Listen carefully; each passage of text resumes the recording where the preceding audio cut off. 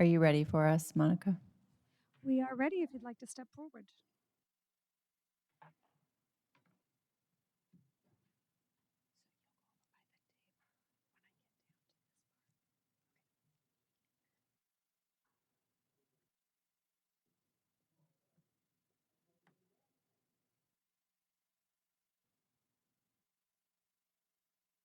All right, good evening, President O'Brien, members of the Governing Board, Superintendent Finch, and special guests.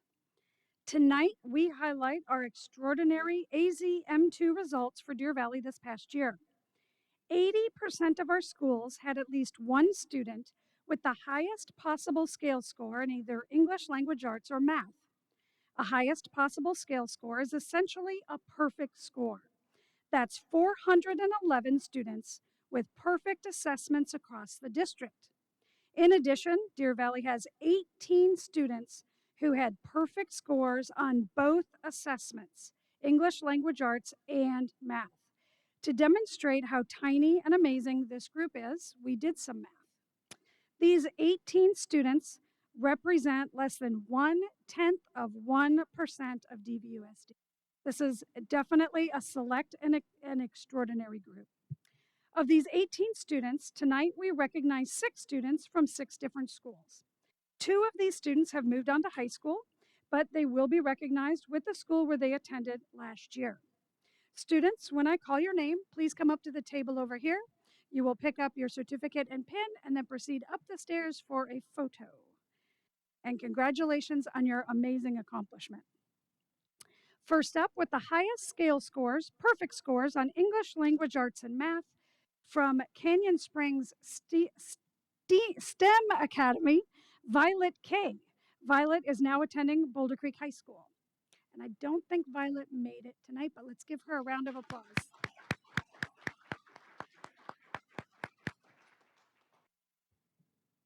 Next, with perfect scores on AZM2, English Language Arts and Math, from Diamond Canyon, Bentley Warrenimi.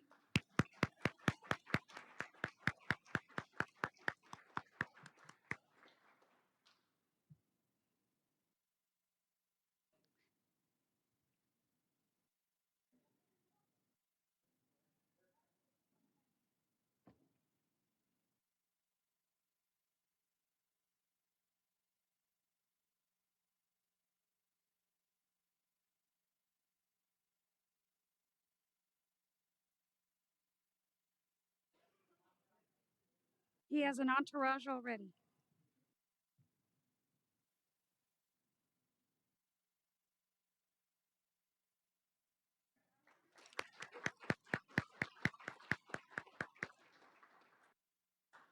Oh,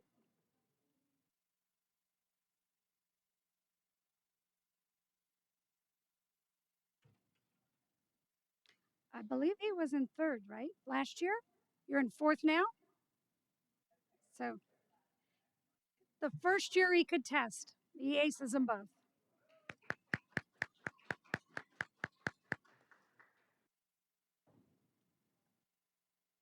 From Hillcrest Middle School, she had the highest scale scores on English language arts and math, Alyssa Kalk.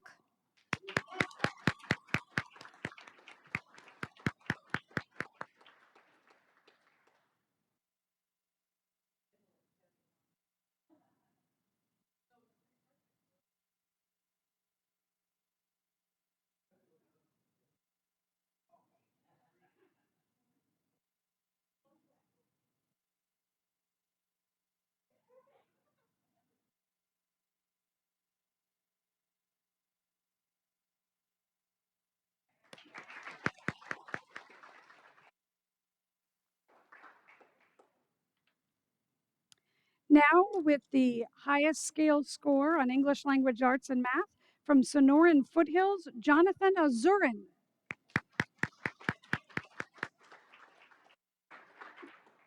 I'm afraid Jonathan wasn't able to be with us tonight.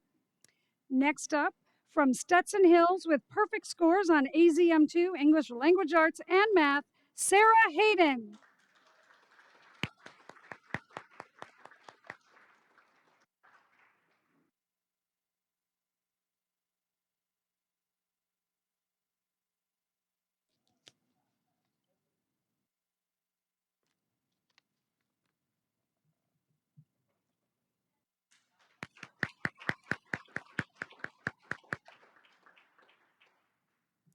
Our final AZM2 highest scale score honoree for tonight from West Wing, Christian Bala.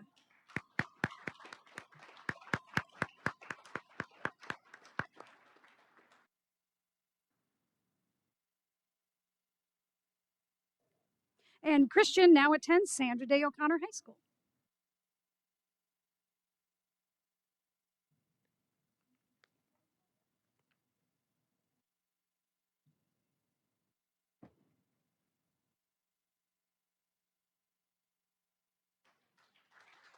Oh, just, did you get that, Mom? Did his mom get it? Okay. All right. We will honor additional AZM2 highest scale score recipients at the next two governing board presentations.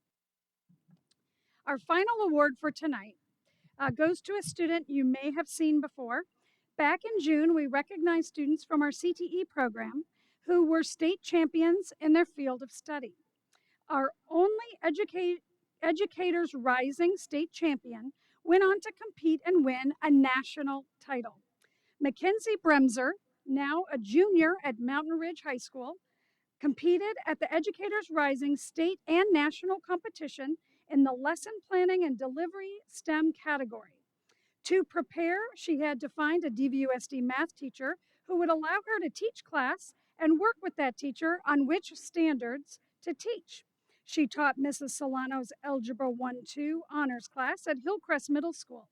After consulting with Mrs. Solano, Mackenzie wrote a lesson plan and then delivered the lessons to students. For competition, Mackenzie sent a video of herself teaching the lesson, and the judges evaluated her written lesson plan and video and awarded her a national title. Congratulations to the Educators Rising Lesson Planning and Delivery STEM National Champion, Mountain Ridge High School's Mackenzie Bremser.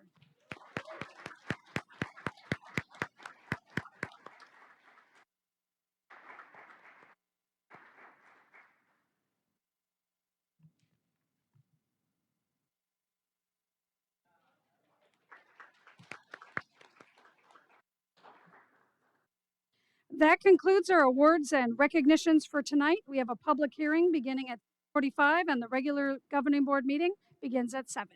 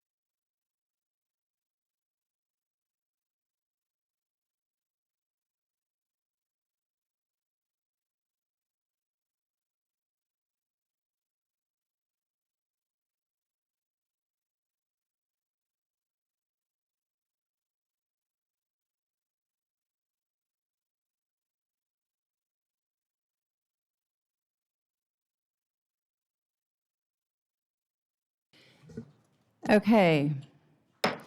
We will call the special meeting of the governing board, the public hearing to order at 6:45 this evening. Please let the roll call show that all board members are present. Could I have a motion to adopt the agenda? Make a motion to adopt the agenda. I second. We have a motion and a second. All those in favor of adopting the agenda, please say aye. Aye. Aye. Any opposed? Hearing none, the motion passes unanimously. We have a public hearing on two different items. So the first one will be the public hearing on revision number 1 of the 2021-22 expenditure budget. After the presentation from staff, all those who wish to speak on this item and comments are limited strictly to the revision to the 2021-22 budget item would then line up at the microphone. So we will to Mrs. Mock. President O'Brien, members of the board, and guests. This one hopefully will be quick enough. We didn't bring a presentation this evening. This is an unusual occurrence for us, and typically we have a budget revision in May of the current school year, but because the legislature had not finished session, the Auditor General's office was not able to provide the formal, official, final forms for adopting the budget prior to our budget adoption back in July. Now they have the official forms available, and so we basically took the same information, the same student projections that we had back in our July adoption, and put those into the new official budgets.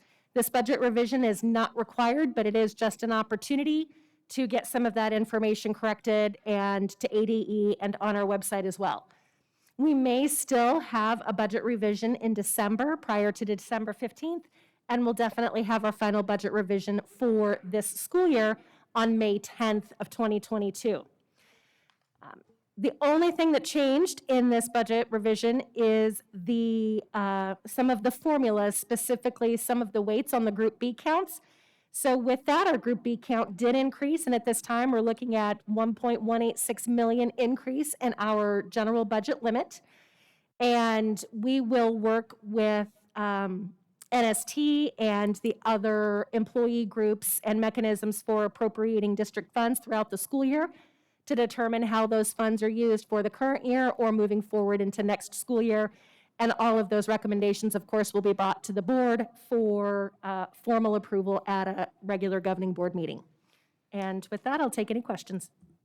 Thank you, Mrs. Mock. Do we have any public comments on the revision 1 of the 2021-22 expenditure budget? Okay, seeing none, we will hold board member questions until the regular meeting of the governing board. We'll now move into public hearing item B on the instructional time models. And again, we will do the same format. We will hear from staff, and then we will ask anybody who has specific comments on the instructional time models to please line up at the microphones to hear comments. With that, we'll go to Dr. Galligan. Good evening, President O'Brien, board members, Dr. Finch, and guests. This is the second public hearing for Deer Valley's instructional time model. The first hearing was at the board meeting on August 24th. Just as a reminder, this instructional time model has requirements based on ARS 15808, and you can see each of those. They are amendments or repeals from those specific statute. The definitions have remained the same for ADM, average daily membership, daily attendance, instructional hours, and instructional time, and how those fit into this particular statute. In addition, when we look at the instructional time model and funding, most of this information, well, this is exactly the same information, but it really, this statute really discusses how we will have instructional time in Deer Valley, and then how we will take attendance. That's the nuts and bolts of it. There is no changes on this slide. In addition, the statute does talk about different ways of providing instructional time to students, and those are listed there. And then you can see in the second half of this that it is in-person instruction, remote instruction, and there are some time requirements, percentages for this year and a change going into next year. Nothing has changed on this slide. When we look specifically at Deer Valley's instructional time model for this current year, these particular ones have no changes for developmental preschool, elementary, and secondary. On this particular slide, number 4 remains the same. Number 5, we added letter E, instruction may be provided to K-4 students for behavior intervention as another unique situation. In this particular slide, we made a slight adjustment in that sub-bullet attendance marked for every day student is in distance learning program. And we just needed to be clear in that first one, in attendance DL is the code, and that would be for students participating in Canvas Learning, which is our learning management system, and or corresponding with teacher check-in times when the student is in distance learning, and then absent remains the same. If the student is absent from scheduled remote instruction, or the student is marked absent when a parent calls the school. My hours, again, is used for Aspire. And we are done. Are there any members of the public wishing to address the instructional time models?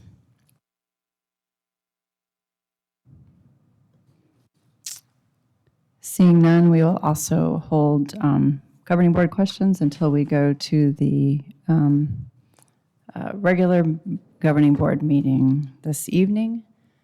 With that, I would entertain a motion to adjourn the public hearing. I'll make a motion to adjourn the public hearing at 6:50. I second. All those in favor, please say aye. Aye. Aye. Any opposed, please say nay. Okay, passes 4-1.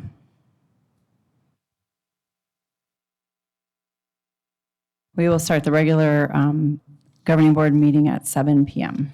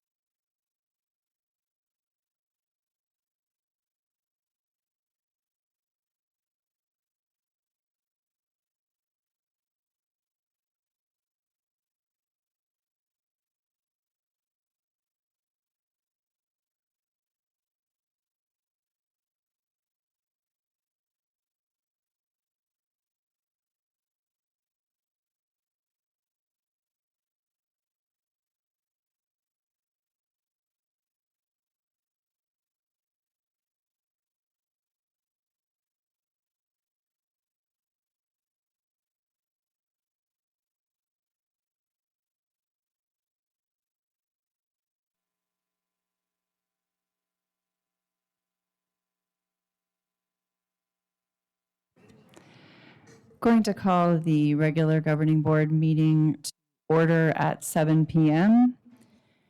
Please let the record reflect that all governing board members are in attendance.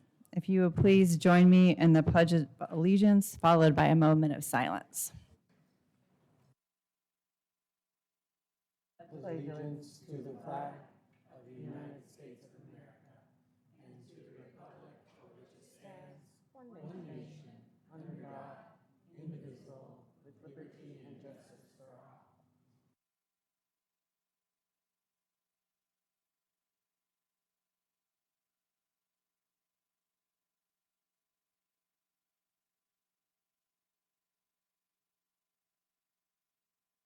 Thank you. Please be seated.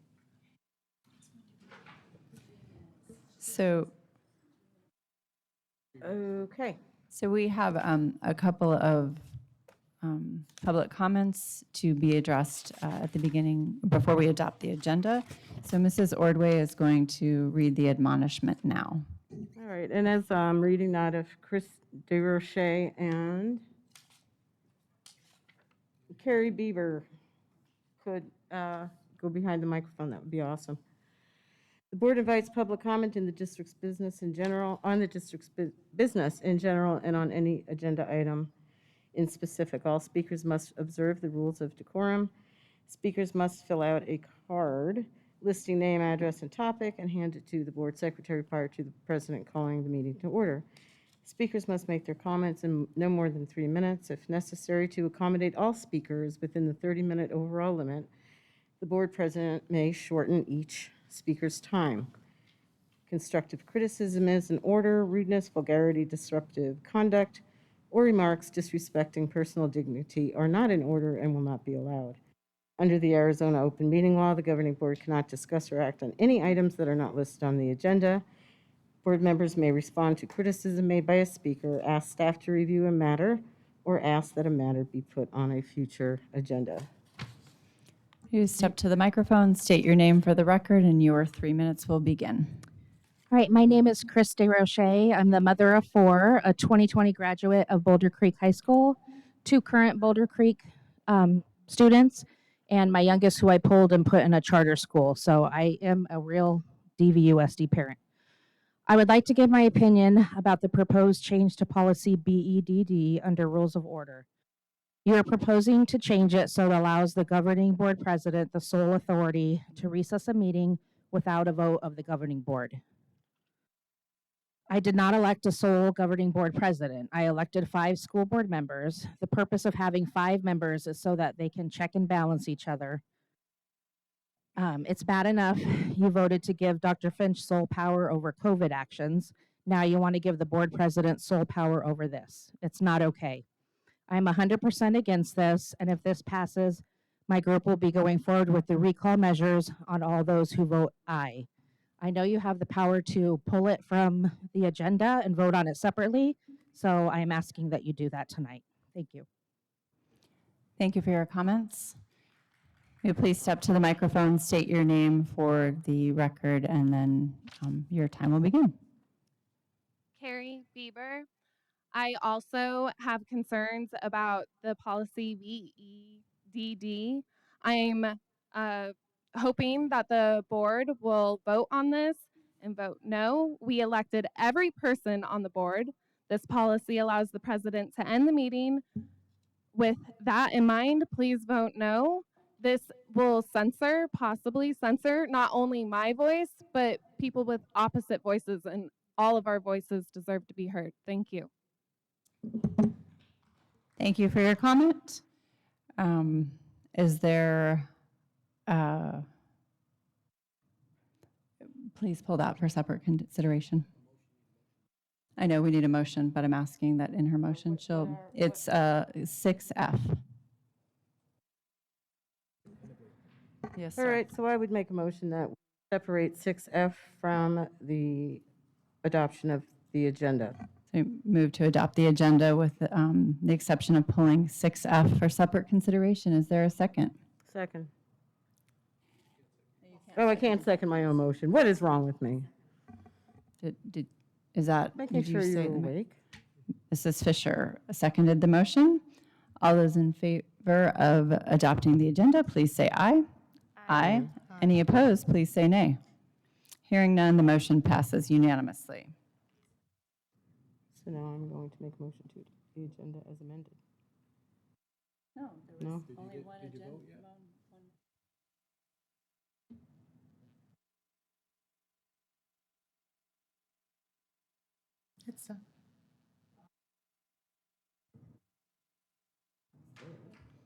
Okay, has everybody recorded their vote on board docs? Excellent. Then we will move into district reports, and our first report tonight is the finance report. We will go to Mrs. Mock for that.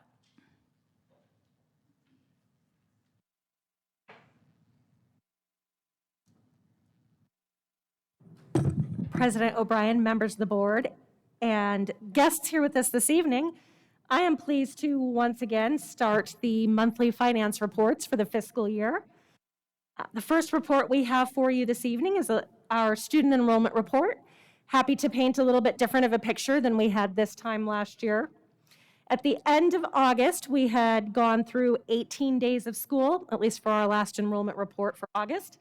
And we're seeing an increase of 1.7% over our 2021 enrollment for the end of August, back up to 32,941 students, so getting closer back to that 33,000 number.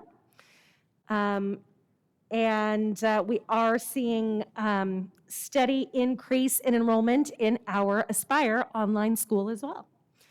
I will be happy to take any questions about our first enrollment report for the school year. Are there any questions? Seeing none, please move on to your report. Thank you, President O'Brien. For our first report for the 21-22 school year for our M&O budget report, we have approximately $48 million in expenses to date. And it is far too early in the school year to determine if we have any carry forward. So at this time, we are not projecting any, but we will continue to report at the first meeting for each month, our M&O budget report for the current school year.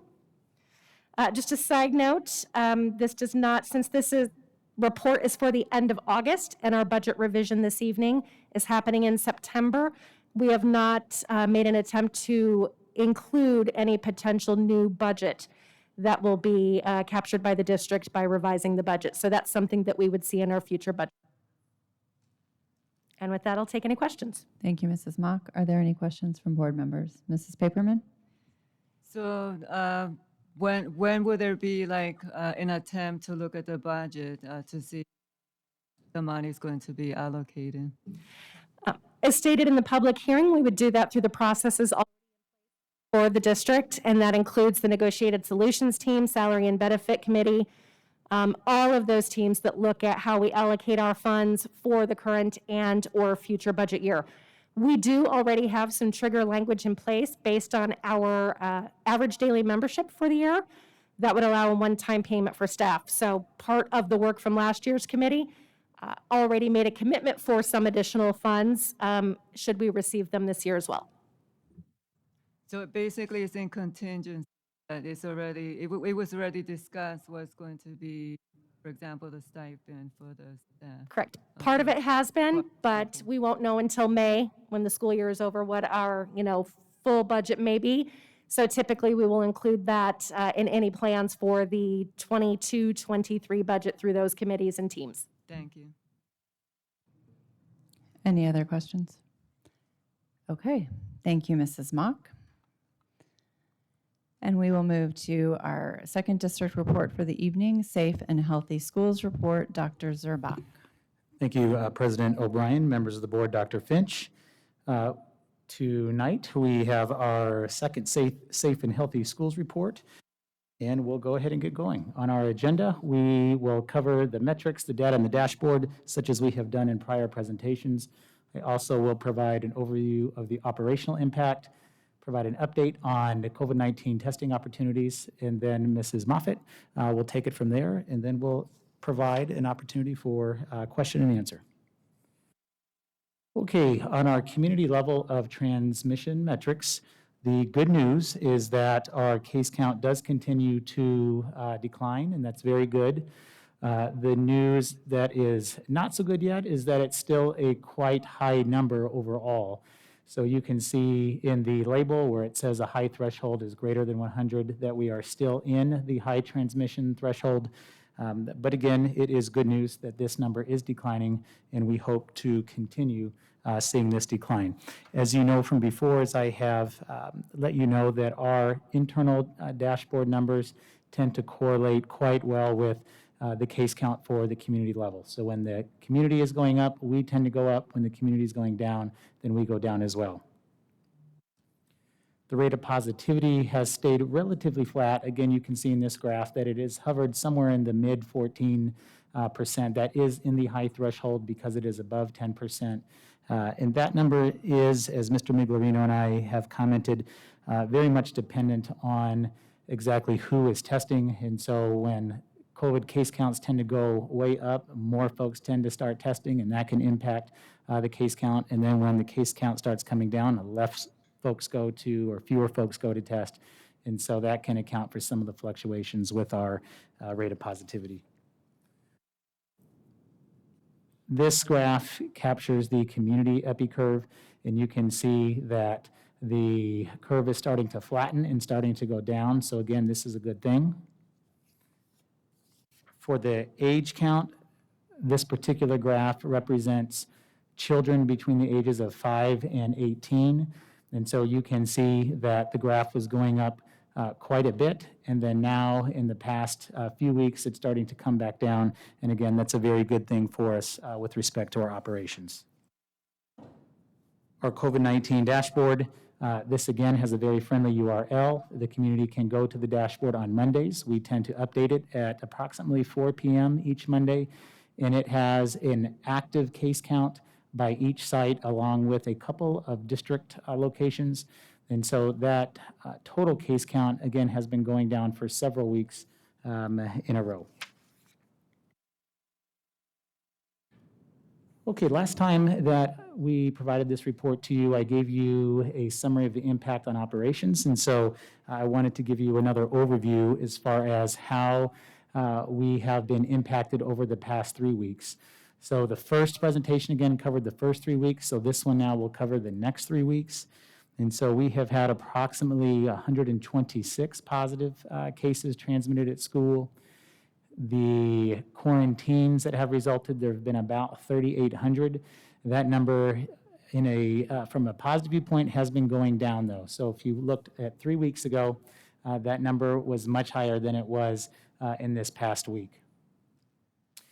As far as the work and the magic that our administrators, some of which are in the room now, need to do, you can see that we, on each week, so this is not a total over the 3 weeks, this particular bullet point is an average of each week, and so about 50 to 20 schools have had to make arrangements to have classes covered fewer than 10 times.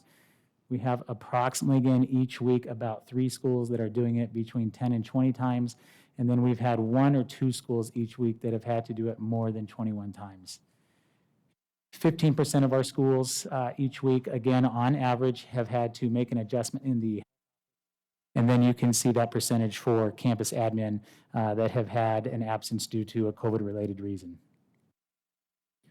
Okay, in terms of our COVID-19 testing opportunities, we did report to you at our last meeting that we were looking at increasing the number of days that we offer the COVID-19 testing here at the district office. And so we have done that. That is now Mondays, Tuesdays, and Fridays from 11 to 2. And then we also have increased, through the help of Ms. Mock here, the number of Binex Now tests that we have, and those are the home test kits, along with some additional FDA-approved home test kits. And so those have been, we've had certain orders that have been distributed to the schools, and we have additional orders that we expect to arrive. And those help quite a bit, both with the students and with our staff, in terms of helping Mrs. Moffitt as they manage the situation. Okay, and with that, Mrs. Moffitt, why don't you take it away? Okay. Good evening. A couple of things from Human Resources. COVID reporting reminders. We do want to make sure that every single time we have the opportunity that we remind our staff, because we have several or many new staff members that may not be familiar with this process and haven't been ill before. So we want to make sure that they understand that if any employee comes in close contact with someone that is tested positive, if they have symptoms related to COVID-19 symptoms or personally have tested positive, it is very important that the employee go to covidreport.dvusd.org so that a human resources representative can work with them to get them back to work as soon as possible and to keep them safe. Secondly, we know that there are many employees that are aware of the recent announcement from President Biden and might be waiting to know what DVUSD is going to do related to that announcement. What we do want all of our employees to know is that we are not doing anything right now immediately. We are pausing, we are waiting to see what this announcement means. So specifically, that announcement did state that employers that have 100 employees or more might be expected to require all of their employees to be vaccinated or to test for COVID-19 once a week. We are pausing because OSHA has not yet published any rule or emergency temporary standard. That could take a long time. We also are in consultation with legal, and we do anticipate that this announcement will come with pushback in many different ways. So we are not moving. Instead, we are pausing and we are waiting to learn more. As we do learn more, I'm sure you will learn much of this in the media. We will too, and as we gain insight, we'll make sure that our employees and the board is informed. And I would just add, Jenna, that that information was also contained in the letter from Dr. Finch to the employees. Yes, thank you, Gary. And then also, we want to remind anyone that's listening that we continue to recruit to assist us in this pandemic environment, health office workers. We are looking for anyone in the community, whether it be just a community member or a parent that might hold an EMT, CNA, paramedic, LPN, RN license. We can employ you part-time to assist us in our health offices when you are not on duty in your regular job. And we are also continuing to recruit certified and classified substitutes. All anyone needs to do is go to our website where you can find the links, easily find the links and sign up, and we'll help you out. Okay, thank you, Jenna. And with that, President O'Brien, our presentation is concluded and we can field questions. Questions? Mrs. Fisher? Can you go back to the script? Did you have the numbers? I know that they were on the presentation we were looking at. Quarantines. Can you go back to that one? Of those 126 positive cases, how many were students? President O'Brien, Ms. Fisher, those are all student cases. Those are all students. So how many employees did we have that were How many employees? that were COVID positive? That were transmitted at school? Just COVID positive employees. I believe our number was this past week 29. Jenna, does that sound right? That does sound accurate for this past week, and we have hovered around that number over the last 3 weeks, but we could get you that exact information. Of those 126, how many of them were first part of the 3,800 quarantined? President O'Brien, Ms. Fisher, almost all of those 100 positive cases were students who were identified as a close contact for quarantine. No, what I'm asking is, were they quarantined first? It's like chicken and the egg. How many of our quarantines came back as positive? Approximately almost the majority of the 126. So they got quarantined with no kids having it and then came back with it? I'm just trying to follow the logic. President O'Brien, Ms. Fisher, maybe I'm missing your question. And so those cases there, that's not the total cases that we've had in our active case count. Those are the cases that were transmitted at school. So our overall case count is much more, as you know from our dashboard. Okay, so if we can, because what I'm trying to understand, and this is the biggest thing we have, is our parents don't want to not support the district. They do want to support the district, but they want their kids to get an education. And when they're out on quarantine 1, quarantine 2, quarantine 3 with nothing but Canvas, and now they're 30 days into the year with no education because Canvas isn't cutting it, they want to know was my quarantine meaningful? Was there a purpose behind it? So if we're quarantining kids and then not, and it's for no reason whatsoever, that's concerning. So that's what I'm trying to get to those numbers. And I think that's what almost all of the public that has asked me about, that is what they have asked me is there a purpose behind this, or is this just following because someone said so? So I would appreciate if we could get a better idea of we're quarantining these kids and then there's actually something that's occurring. There's a reason behind it, other than it's just a suggestion from the county or a mandate. Because the county, if I understand correctly, is not going to court and officially quarantining. Unless I'm wrong. That is incorrect.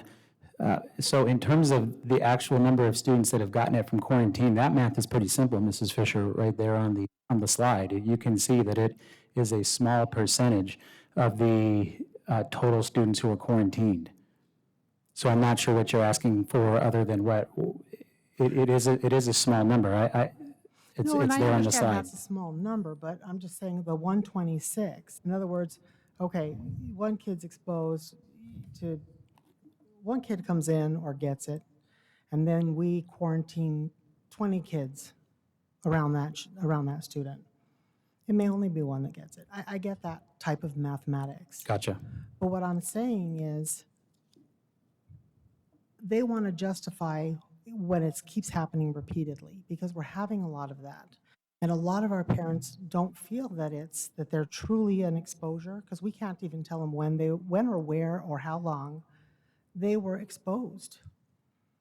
So Again, that would be incorrect. data. And many times they can. That's why they're using the seating charts. They know how long class periods are.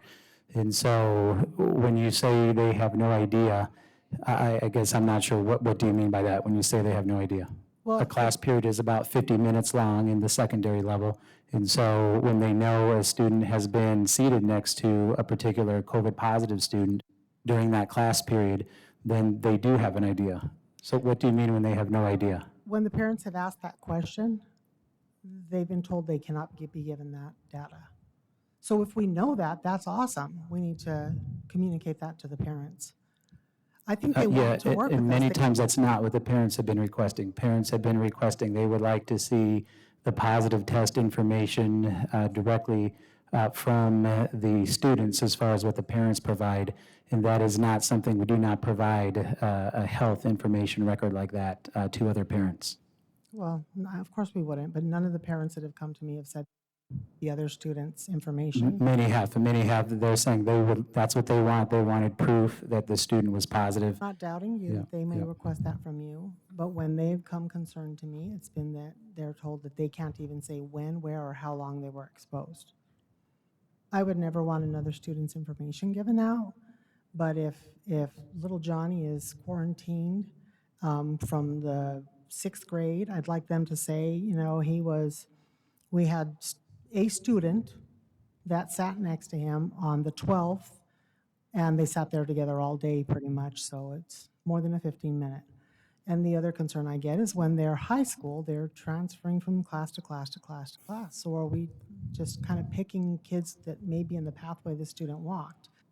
I'm just telling you the concerns that Sure, and the answer to that parents is are no. Again, no. Really and truly, as I stated last time, the administrators nor I want to quarantine students. We do not wake up and say, oh, we just want to find out who is passing the students, as you just said, in the hallway to quarantine folks.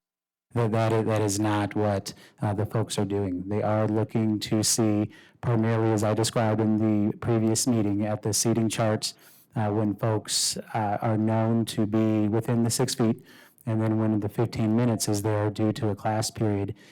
And again, that's mainly for the secondary. For the primary, it is somewhat easier because there's not the 6 classes. So they know who's been there in the proximity.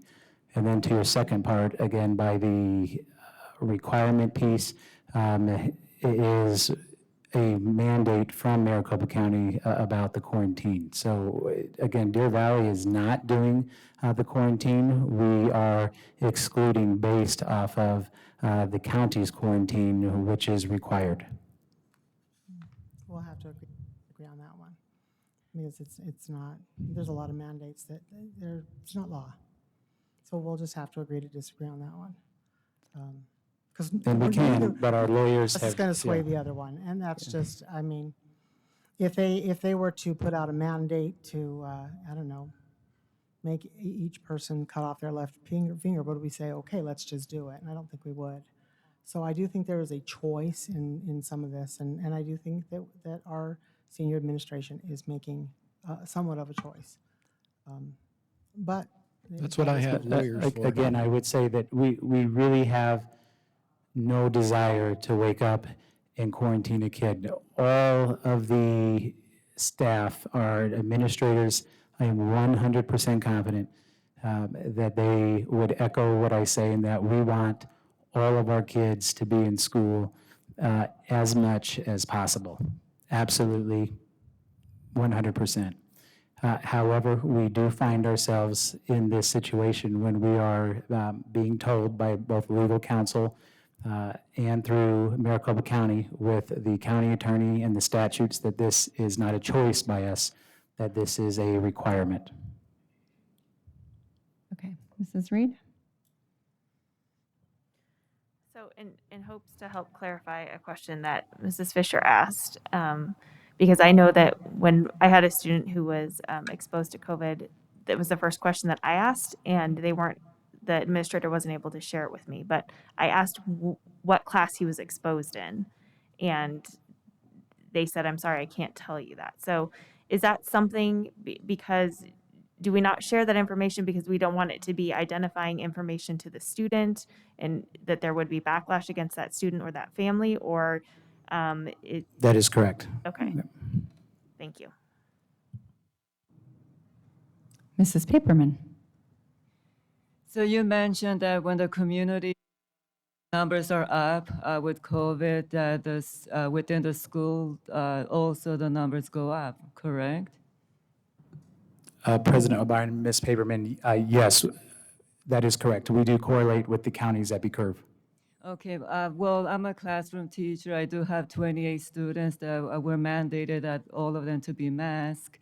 And I work with second graders. So you do see kids even wearing masks. And I was wondering about that you were mentioning, the community, if the number goes up. So, even if they're masked in the classroom, they can get within their community. Ms. Paperman, are you asking me a question? Yes. Could you repeat that question? Even if a student, like I have 28 students, they're all masked, and like you stated, like, if the COVID numbers are up within the community, they're gonna go up within the classroom. So basically, even if all of the students are masked, they still can get COVID from outside the community, even if we're following all the mitigation process within the classroom. President O'Brien, Ms. Paperman, I think, are you asking would the students be quarantined if they were wearing masks? Well, I'm looking at the numbers because, I see 26 positive. I think Deer Valley with the numbers that they're not high. So I'm just asking, like, if the numbers were up within the community, these numbers, 126, probably would have been higher because kids probably will get contact from outside the school. Correct. Again, the higher the case counts in the community, we have seen in our data since we have been tracking this at the start of last year, that again, when the community numbers go up, our DVUSD active case count goes up as well. And when the Okay. community numbers go down, we see in our data that our own COVID dashboard sees a reduction in total numbers as well. Okay, I know within my district, even if we have mask mandate that every student needs to wear a mask, we still see students getting sick. So I assume that's from probably in the community. If the numbers are up, they're going go up even within the school district, even if they're all wearing a mask? Certainly that COVID is spread in the community, or that's one of the areas of spread in the community, and so that could be the case as you described. Okay. And another thing with the mitigation process, I know, I truly believe, I know the governor, he just threw it on our laps, going back into, the school, mask, it's going to be a choice. But one of the things as a teacher, it would have been fantastic if we had lower classrooms, lower, students within the classroom. That would have made a big difference with the mitigation process instead of having large classrooms. And this is one reason I would say not getting support from the governor. We see high cases in other districts of students with COVID since we did not get the extra support and funding to support the districts. Mrs. Ordway.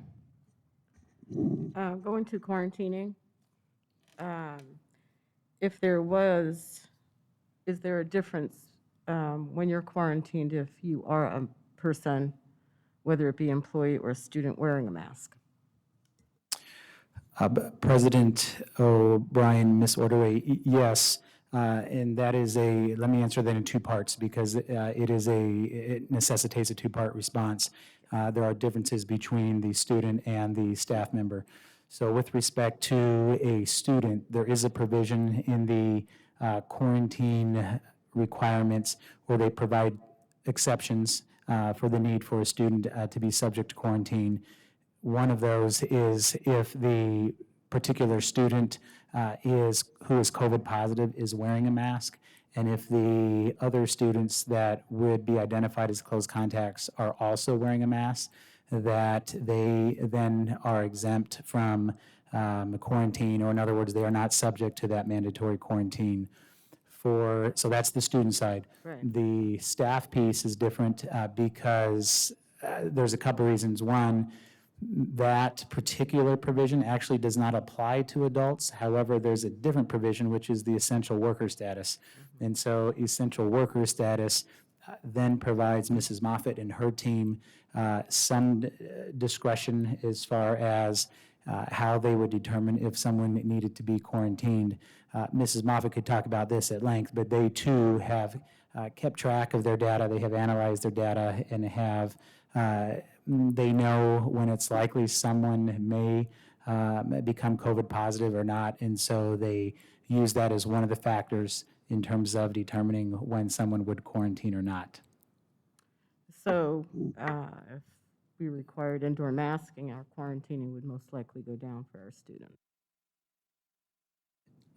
President O'Brien, Ms. Ordway,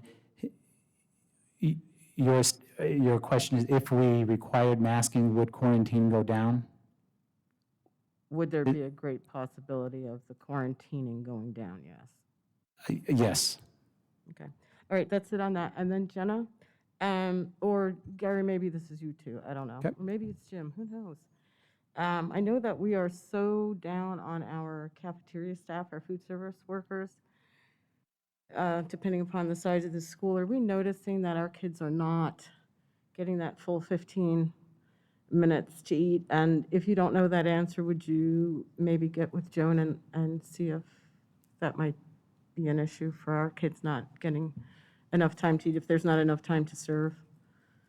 Or enough servers to serve. And I'm only talking K-8.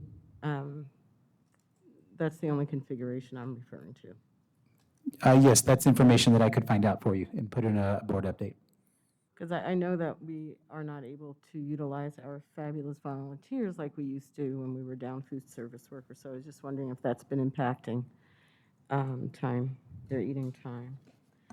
And thank you very much for your information. Mrs. O'Brien, thank you. Thank you. Thank you for the report, Dr. Zerbach and Mrs. Moffett. We will now move on to we will move on to call to the public. Do we have any for the general call to the public? Okay, so the admonishment's already been read. If these folks would step to the microphone as your name's called. Is that Cis? Fitz? Okay. CIS Fitz? And then Gabriel Sarna? Chantel Brake. If you'll step to the microphone and you go ahead, state your, you might want to use the taller one, might be more comfortable, but your preference. If you just state your name for the record and then your time will begin. Sorry. Hello, my name is Gabriel Souza. I'm a junior at Sandra Day O'Connor High School. Please step closer or speak a little louder. Sorry, I'm a junior at Sandra Day O'Connor High School. I've previously attended Hillcrest Middle School and Las Brisas Elementary School. I'm here today to ask for you guys to try and require masks again like you'd had previously. As I understand, right now, as it is, a person who is wearing a mask and who tests positive, and a person who sits next to them and is also wearing a mask, the person who did not test positive would not need to quarantine. So, therefore, if there was a mask requirement again, no one but students who tested positive would have to quarantine. To me, the logical answer is to require masks again. And so I'm asking the board because I know there are many rules and things in place that are preventing the requirement of masks. So if given the opportunity, I would ask the board to require masks once again. Thank you. Have a good night. Thank you for your comments. Our next speaker will step up to the microphone, state your name for the record, and then your time will begin.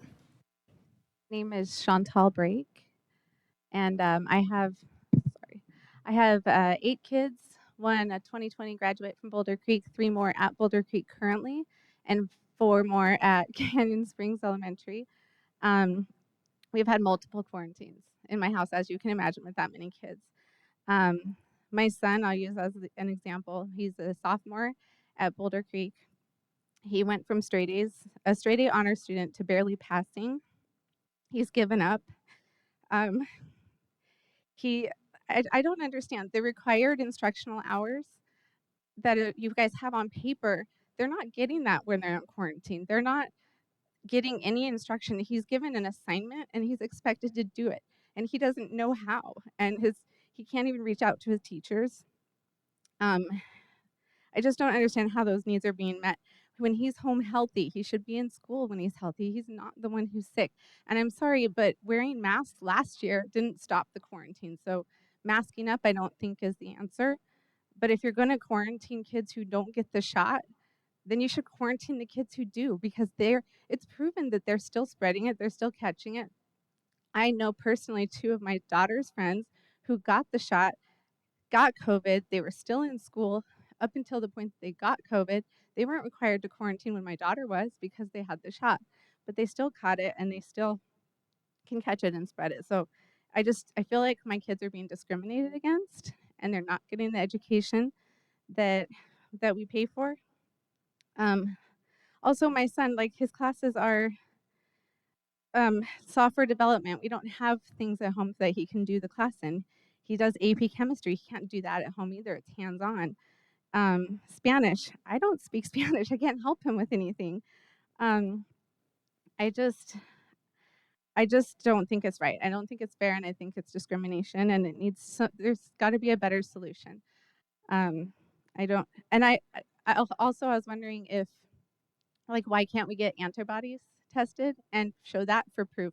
Because we've all, like, my whole family's had it. I've had it. My husband, all my kids, we've all had it. I feel like there's more options out there that we're not exploring, and I don't feel like the quarantine is the answer. It's taking education away from kids. That's all. Thank you for your comments. And Dr. Galligan, could you please reach out to her to talk about the concerns relating to um, the proper instruction during quarantines. Thank you. Okay, our next item of business is old business. And I'll make a motion that the governing board approve the K-12 visual arts curriculum adoption as recommended by the administration. I second. And we will, I apologize, I lost my connection. Going to Dr. Galligan. President O'Brien, there are no changes to the presentation that was shared at the last board meeting for this adoption. Excellent. I see we have Mrs. Backstrom with us again this evening. Thank you for joining us. Are there any questions for, okay, Mrs. Fisher has questions. The board did receive an email with a link, and that link goes to this curriculum and a lot of information regarding critical race theory and things of that nature. Did you guys discuss any of that when you were reviewing it? Did the parents show concern? Did any of that come up? It was, the information when you followed the link was a little bit disturbing. President O'Brien, Ms. Fisher, I think we have some follow-up information to clarify that concern, and I'll have Ms. Backstrom share. President O'Brien and Ms. Fisher, thank you so much for that valuable question. As you speak, this is a very hot topic in all of our districts now. The link that you received was actually from a magazine article that is not endorsed through the current curriculum that we are looking at, and it is public opinion only. If you look at their website and any of their curriculum, their lesson plans, all of that information does not have an author name next to it because that information has been curated by an advisory committee, which does not contain any type of information about critical race theory or Black Lives Matter.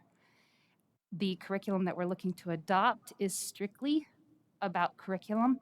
It's educating our students on state standards, and teachers have been advised to refer to our very own DVUSD outcomes and benchmarks as they are creating their lesson plans and unit plans, as well as their curriculum maps.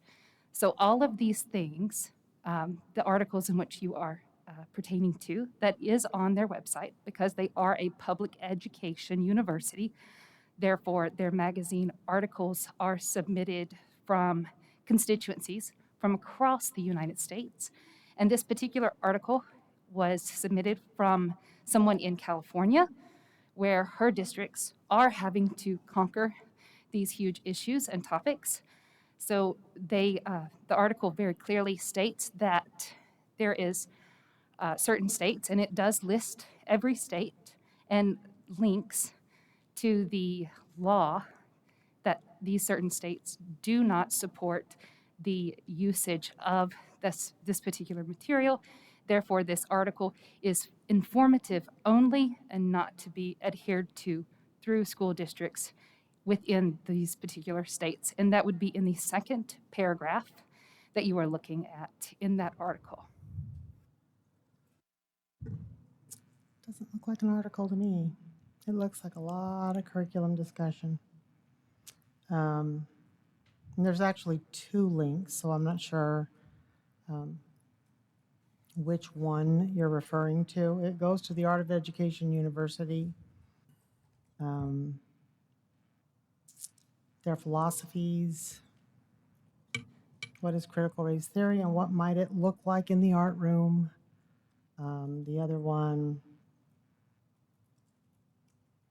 sorry, apparently our network does not like Chrome. The other one may be an article, but one of them is a link to actual. If I'm understanding. The other one is an article. The other one is, it's episode 158. It's actually several articles. But there's a lot of curriculum in this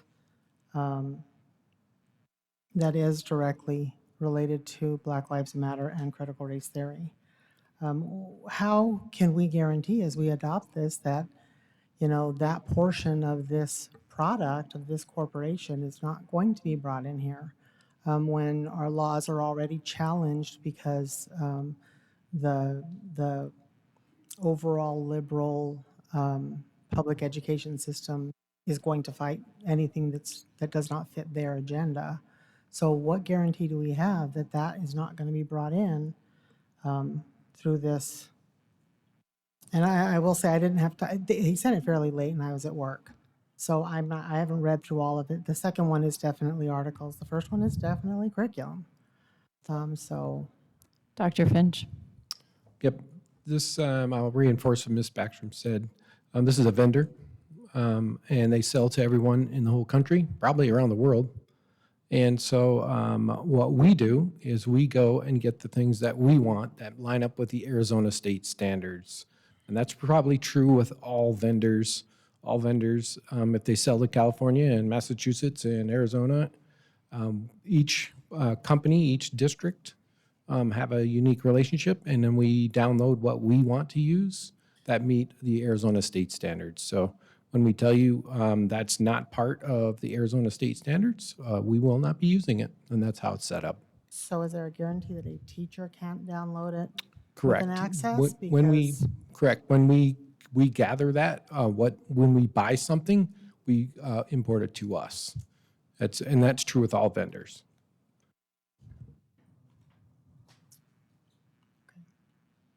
Okay. Do you have any further questions? I've seen teachers download, so I'm not going to argue because, I mean, it wouldn't do any good, but I've seen teachers just go on to websites, and since this is if we approve it, I could see them just downloading something. We're not approving the website. We're approving curriculum that we are getting from this Correct. company. And But so there is a difference between saying this is an approved vendor and here's their website and go access whatever you want. We have vetted with a committee that it contains administrators, teachers, parents, and it's gone through the process. So we have a specific curriculum coming to the district. I see 3 heads shaking up and down in the yes and the affirmative, so I believe that's what we're doing. We're not just saying go to this website.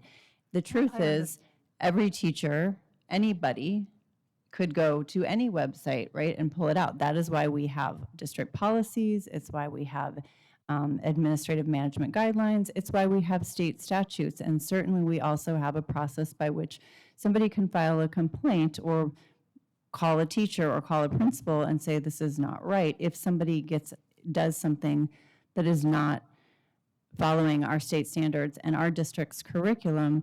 And we also have a discipline policy for that as well. So this is curriculum.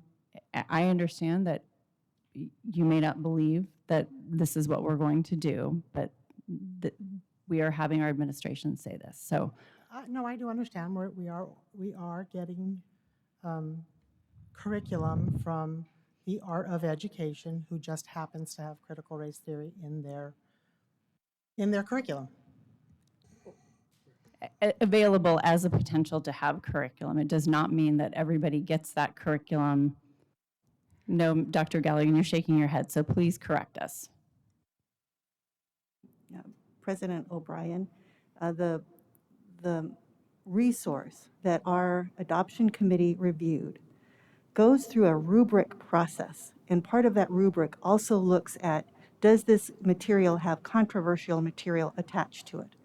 And so the team reviewed all of that. So the specific adoption that we are asking you to approve does not include critical race theory or Black Lives Matter. Ms. Backstrom? Thank you, Dr. Galligan. President O'Brien and Ms. Fisher, I did have the opportunity to speak to the Art of Education University's chief academic advisor, and she did absolutely assure me that no part of any of their curriculum, which she and their own advisory committee has vetted, contains nothing about Black Lives Matter and critical race theory. Again, we are not adopting the magazine in which the articles are found in. We are adopting the curriculum, which is academic in its essence and focuses only on our Arizona state standards. Great. Thank you so much. Mrs. Paperman? So my question is, especially now, the way things are with critical race theory, sex education, are these communicated with parents? Like, well, we're going to adapt this curriculum, but we will not be using this part, that this is just, we're only using this curriculum that's going to go within the Deer Valley, because parents are going to look. So they may not understand, the process, when we adopt a curriculum, but maybe communicating, to the community and parents for them to understand that, that this is what we're going to adopt. If you find this is not going to be part of the curriculum. And I believe this will, the conflicts, we will not have conflicts if we can communicate this. President O'Brien, Ms. Paperman, when we do our training with our teachers as well, that information will be part of the actual training, and we can work to inform our parents if this is adopted by the board. And another thing that Ms. O'Brien mentioned, which is true, yes, we have a lot of teachers within the district. And yes, sometimes mistakes happen and teachers will go to the wrong website or use a website, but they are overseen by the administration. So it's, it's not that the district is not doing what they're supposed to do. Sometimes, there needs to be discipline if they go out of, what they're not supposed to be doing. So that will be a teacher's choice. Thank you, Mrs. Paperman. Any other? Mrs. Ordway. I just have a comment. I did send some questions in and had the answers. I think that when we are looking at curriculum from vendors, we pick and choose the specifics that serve our students to accomplish the standards, but we pick our curriculum and then we go over that and then we cull it again and we do what's best for kids in DVUSD. And I think that with the critical race theory that we still can't even define what that means because it's been totally taken in a different direction than it originally had been used. Or Black Lives Matter, that is going to be part of history. It doesn't mean that you can't say those words. So I think for you, Dr. Galligan, and your team, kudos to try to figure something out that doesn't have those letters in it and know that we're not breaking any rules or trying to indoctrinate anyone with a one side or another thing. Okay. With that, I will call for the vote. All those in favor, please say aye. Aye. Aye. Any opposed, please say nay. The motion passes 4-1.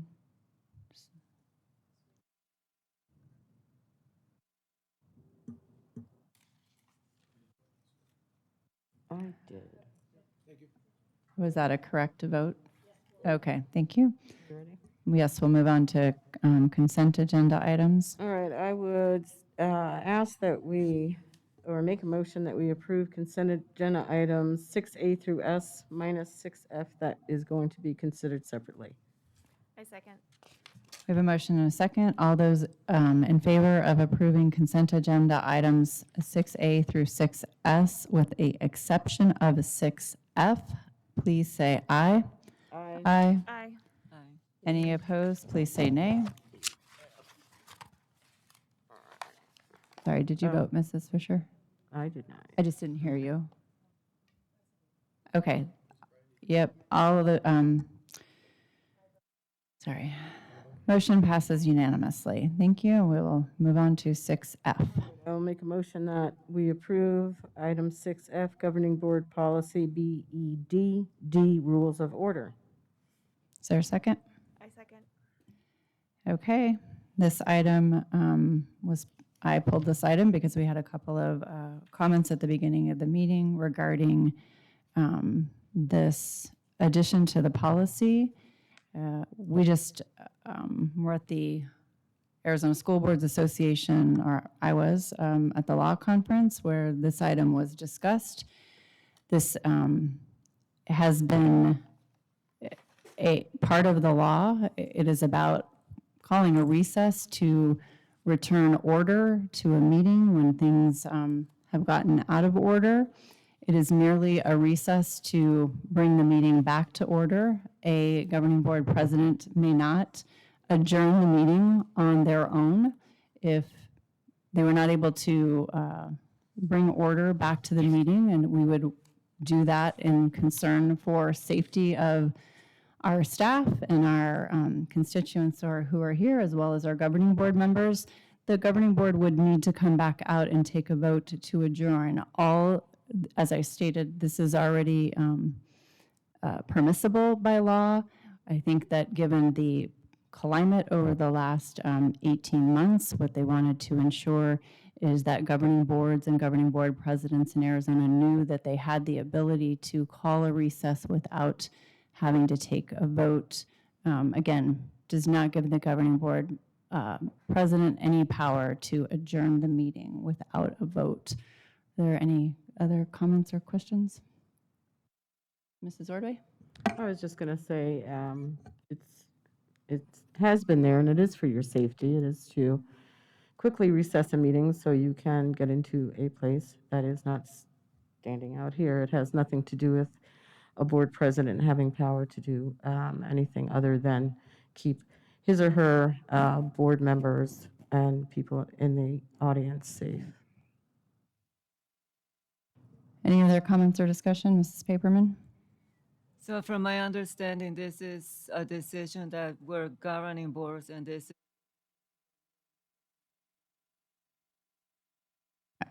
What is a collective decision? that just not the board president is going to be making the decision, that it's going to be. So the all board, of us. if the board meeting is out of control and there's a concern for safety, the board president may call a recess without a vote. Okay. So it is not a collective decision to call a recess to return a board meeting to decorum. So you make that, a board president would make that decision out of concerns of safety for those in attendance at the meeting. That would mean you would come back in a reasonable amount of time and either resume your meeting, or if you cannot achieve decorum and safety is, board members don't feel like they would be safe, there would have to be an adjournment, which is voted on by the entire board. That is a collective decision by the entire board. Okay, that makes sense. Thank you. Okay. Okay.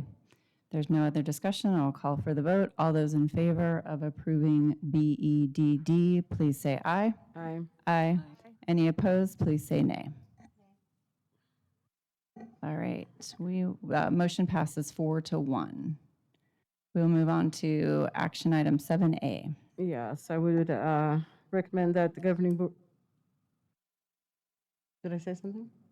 Okay. We're all voted in?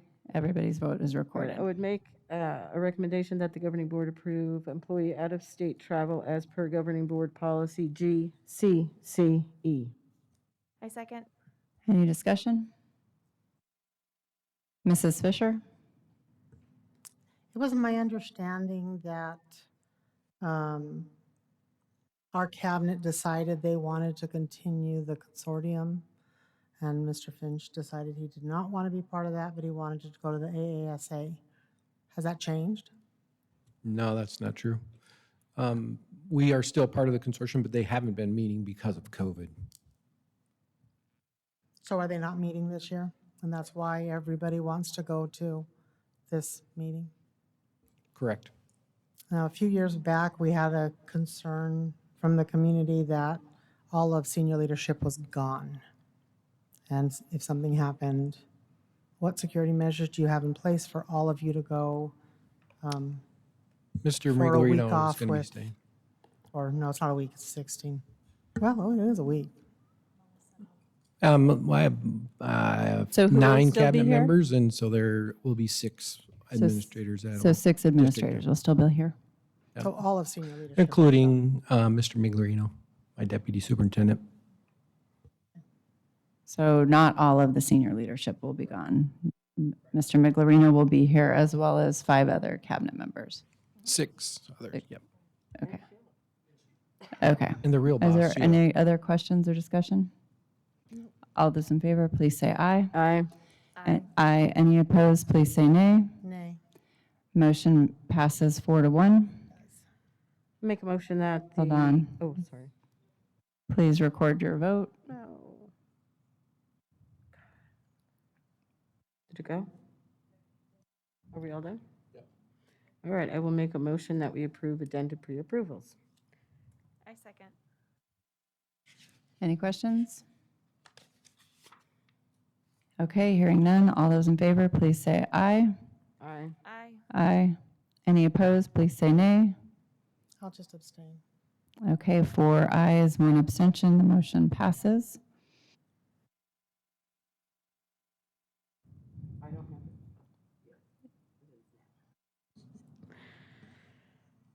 All right. I recommend that the governing board accepts the administration's recommendation to add extra duty pay for non-classified hourly staff who complete custodial duties. The extra rate of pay duty will be set to be equal with the beginning hourly rate of pay for custodian 2, and I'm pretty sure we'll get a second and have that explained. Do I have a second? Second. Okay, and we will go to Ms. Moffett for this item. President O'Brien, governing board members, what Human Resources is trying to achieve here is to have a rate of pay that our non-classified staff could use when performing custodial duties. So the ask has been, because of our custodial shortage, could our certified staff, our non-hourly staff, perform this function and also be paid? Well, we don't have a pay rate for this, and everything that we do pay, we need to show that the board has approved that rate of pay. So we did consult legal specifically on this item to ensure that we are following all guidelines that are necessary.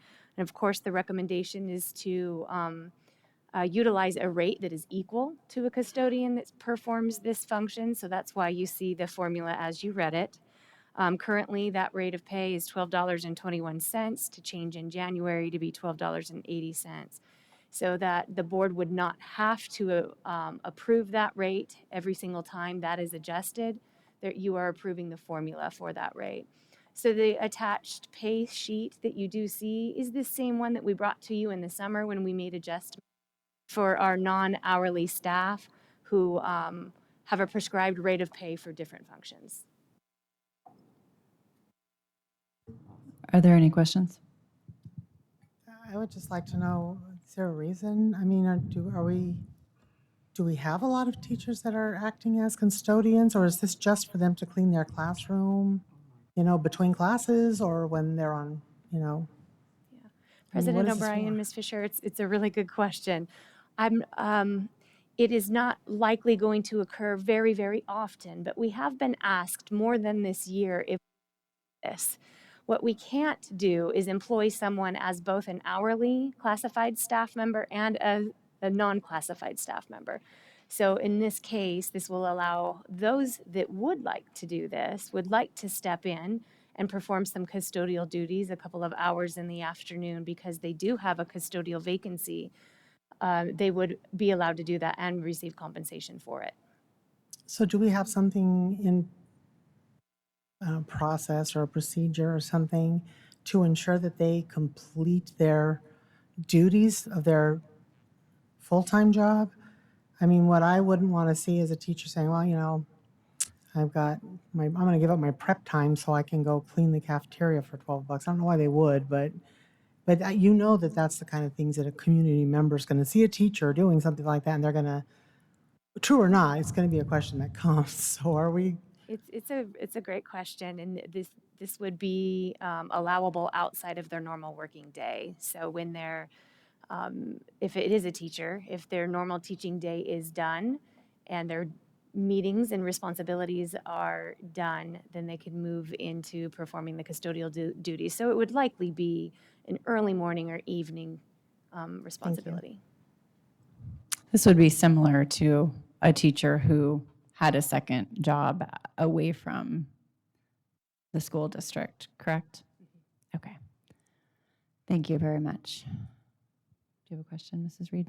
I don't have a question, just a comment. I just want to say thank you to the other staff members that would consider doing this to help fill the void and help make sure that their school and facilities are clean. So thank you. Mrs. Ordway. I just have, if you have this off the top of your head, how many custodial positions are open now? I mean, from plant foreman to wherever. President O'Brien, Ms. Ordway, I do not know that number off the top of my head right now, but it is something I can provide to you this week's update.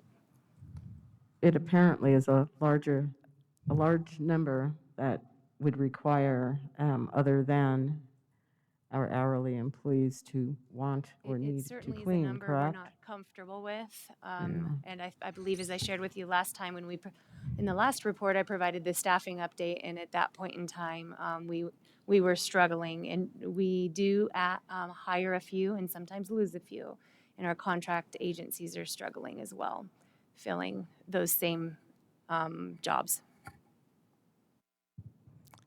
All right. Thank you. With that, all those in favor, please say aye. Aye. Any opposed, say nay. Hearing none, the motion passes unanimously. Are we ready? All right, I would recommend that the governing board accept the administration's recommendation to approve increasing substitute pay rates for the 2021-2022 and the 2022-2023 school years as presented. I second. And Mrs. Moffett, you're up again. President O'Brien, governing board members, this recommendation is due to recent comparisons that we have made with similar districts and also non-similar districts. If you recall, recently you approved a rate of $110 for a daily rate for a certified substitute. At that point in time, we also made comparisons. After that, many of these school districts increased the rates even days after you approved the 110 rate. So our goal here is to continue to be competitive, but we are specifically, if you see in our proposal, we're specifically outlining this increase for this school year, the 21-22 school year, the 22-23 school year, because we will be able to utilize ESSER funds for this purpose. ESSER funds will expire after that, and we will need to reevaluate, as well as the other school districts will reevaluate what they are paying to try and recruit substitutes. So we don't only want to recruit substitutes by increasing our pay, but we want to value the ones that are already willing to work for us. If you look at the rates of pay that we are proposing, I do want to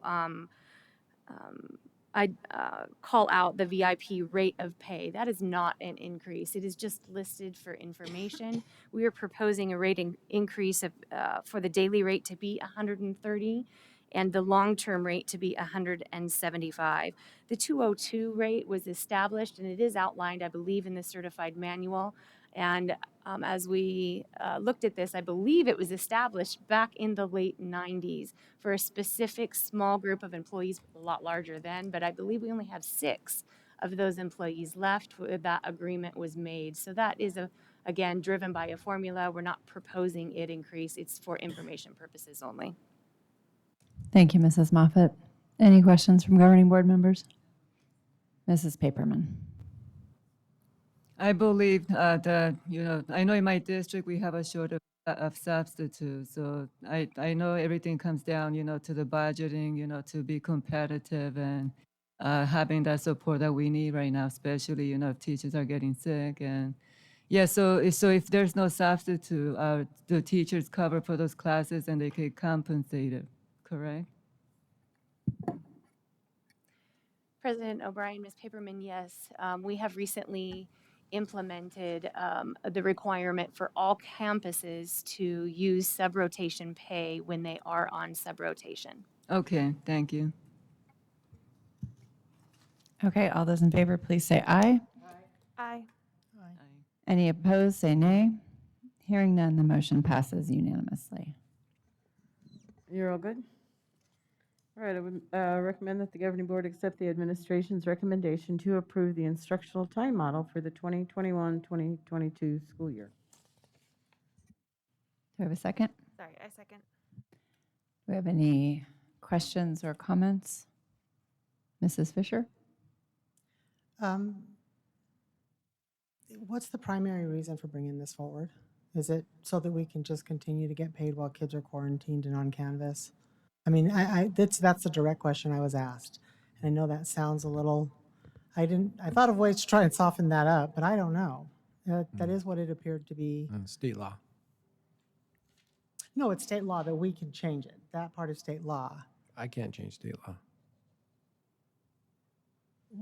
Canvas, using Canvas with no instructional time is state law? Where is that? Can you please tell me? No, the that law we have that's in- we have two public hearings. We have to have two public hearings at state law. No, I understand. That's Yeah. part state law, and the board by law can make that choice following the two public hearings. Why did our administration decide to change the model now? Is it specifically because of, to have that ability to use Canvas and have that count towards funding time? Or was there another reason? President Ordway, Ms. Fisher, Mr. Miglerino can jump in as well. We were given the opportunity to ensure that we have shared our different instructional time models, including the ones that are typical, the traditional, as well as our AOI, which is Aspire. If you remember, we also put in information in the event that we would have a statewide closure. That had to be part of our instructional time model. And then for those unique situations or for unique populations, we wanted to ensure that we had ensured that all opportunities for instruction, remote, synchronous, asynchronous, in person, were outlined in our two public hearings. And as Dr. Finch indicated, this was state law given to us. So by adopting this, and correct me if I'm wrong, the district is guaranteed funding no matter what, so long as that child is enrolled. President O'Brien, Ms. Fisher, I'm going to defer that question to Mr. Miglerino or Ms. Mock.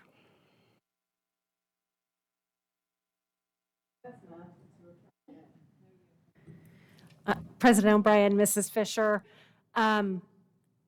we would, in order to have any sort of option for distance learning, we have to adopt an ITM. Funding is, I wouldn't say guaranteed based on the ITM. If we ended up where more than 50% of our attendance or attendance in a distance learning plan for any single school for the school year, our funding would be reduced by 50%. So the only difference is this allows us to continue to provide students education while they are not in the school building. If we did not adopt the ITM, it's really not about the funding. Even if the students were marked absent, we are still funded when the student is absent. This just allows us to continue to provide those funding, and with the distance learning codes provided by ADE School Finance, allows ADE to track those students who are in distance learning. So I think what we tried to do was to make the plan as flexible as possible, not knowing exactly what would happen on an individual student basis, on a classroom basis, on a school basis, on a district basis, on a state basis, and we want to be prepared for everything so that, or any possible scenario, so that we can continue to provide that education. But the decisions were not made based on a funding methodology. And even with an Looked to adopted me like ITM, they you were can late- reduce they were funding. actually named. The different, including Canvas was actually named as for us to use. So, and that was one of the questions I asked when we first started quarantining kids is, are they absent? Or what is that? And no, they're not absent because they have Canvas. And so my concern is that we're going to put a student out 10 days on Canvas, they come back a day. We put them out for another 10 days on Canvas, they come back 4 days. We put them out for another 10 days until the parent says, okay, I surrender, I will mask and vaccinate this child. And my concern is that what we're doing? And why did we name Canvas specifically in it? We named Canvas because that is our learning management system. So we could have easily replaced Canvas with district learning management system. It would have been synonymous. Okay.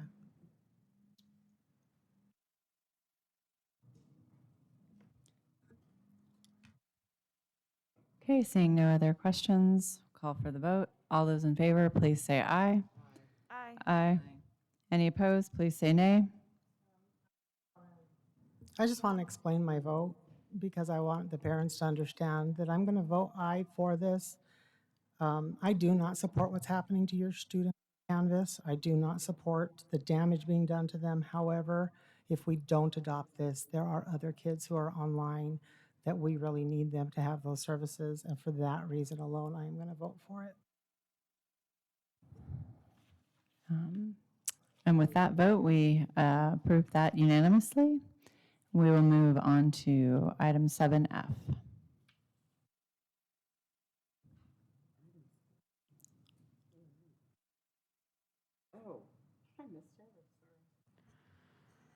All right, I would make a motion that we adopt the revision number, is that 27?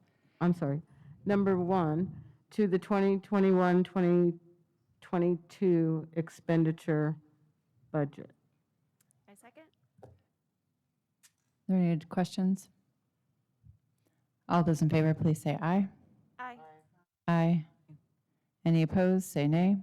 Hearing none, the motion passes unanimously once we record our votes.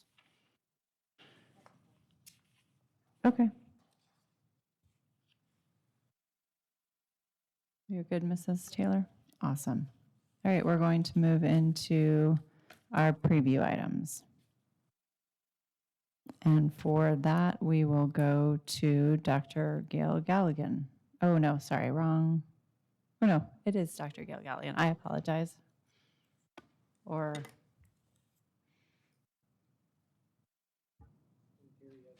we need the clicker to move to Dr. Galligan, please.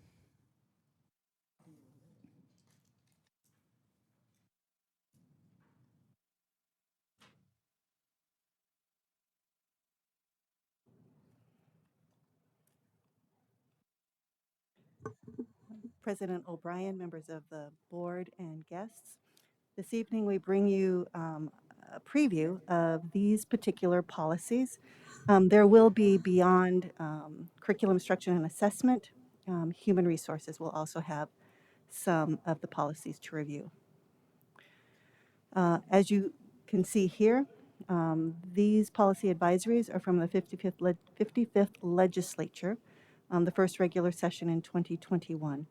We will be advising the board and making recommendations to either accept or not accept the changes to these particular policies.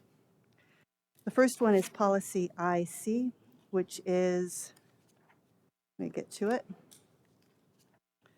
which is talking about instructional time. Actually, what we just talked about. It is for instructional time and instructional hours. A minimum of 2 public hearings are to be given, and it is to adopt any of the instructional time models that our district has put forward. We would like to say that this is a policy that DVUSD would accept ASBA's language. Policy IHA is the basic instructional program. It's amended to move a deadline that was fairly close so that at least one kindergarten through third grade teacher at every one of our K-6 and K-8 schools would have received training related to dyslexia. That date was changed to July 1st, 2022, and we would recommend that we accept the ASBA language change. Policy IHAMB, Family Life Education, is amended in each of those bullets. I'm not going to go over the full bullet, but I do want to just go over highlights. That first bullet is talking about instruction for sex education may be offered in the district. The second bullet says the school shall obtain signed written consent from a parent or guardian before any materials are used on sex education. The third bullet indicates that we are not to provide sex education instruction before grade 5. The next bullet indicates that before a parent provides written permission, they should have time to review the sex education curricula online or in person, and at least 2 weeks before that instruction begins. The next bullet indicates that the school district governing board reviews and approves the sex education course of study that is provided. The second to the last bullet indicates that a school district is not required to provide sex education instruction to pupils. And the last bullet indicates that the statute does not prohibit classroom instruction regarding child assault awareness and abuse prevention. We would recommend that we accept ASBA's language changes. Policy IHAMB, which is instruction and training in suicide prevention, is amended to say that if a school district provides identification cards to students in grades 9 through 12, that at least one of those 4, A through D, is on the back of the card, and I am happy to indicate that in Deer Valley, C and D are part of our high school identification cards already, and we would recommend that you accept the ASBA language. Policy IJ provides greater information about the definition of a textbook. And textbook now includes printed instructional materials and digital content. We recommend that we accept ASBA's language changes. Policy IJJ, textbook, supplementary materials, selection, and adoption. It is very similar to the previous policy. It has been updated for that definition of textbook, and that a textbook includes printed instructional materials and digital content. We recommend that we accept ASBA's language changes. Policy IMB, teaching about controversial or sensitive issues. That policy now states that teachers, administrators, or other employees of a school district in grades preschool through 12th grade may not use public monies for instruction of any form that puts blame or judgment on the basis of race, ethnicity, or sex. We recommend that we accept ASBA's language changes. I'll turn it over to Ms. Moffitt, I believe, or Dr. Zerabach for policy JK.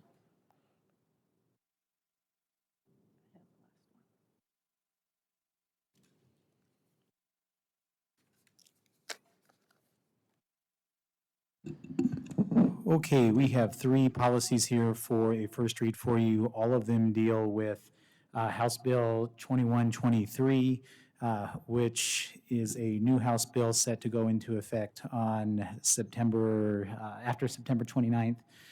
There are provisions in the language which are meant to limit the amount of suspensions, and it also has an impact on expulsion as well, particularly for students in the K-4 grade levels. So for our JK, for our first one, we would recommend that the governing board would approve ASBA's language. In addition to that, we have added one particular word that is not included in ASBA's language, and that has to do with threats that are to us. In the ASBA's language, it says only to, let me get it here.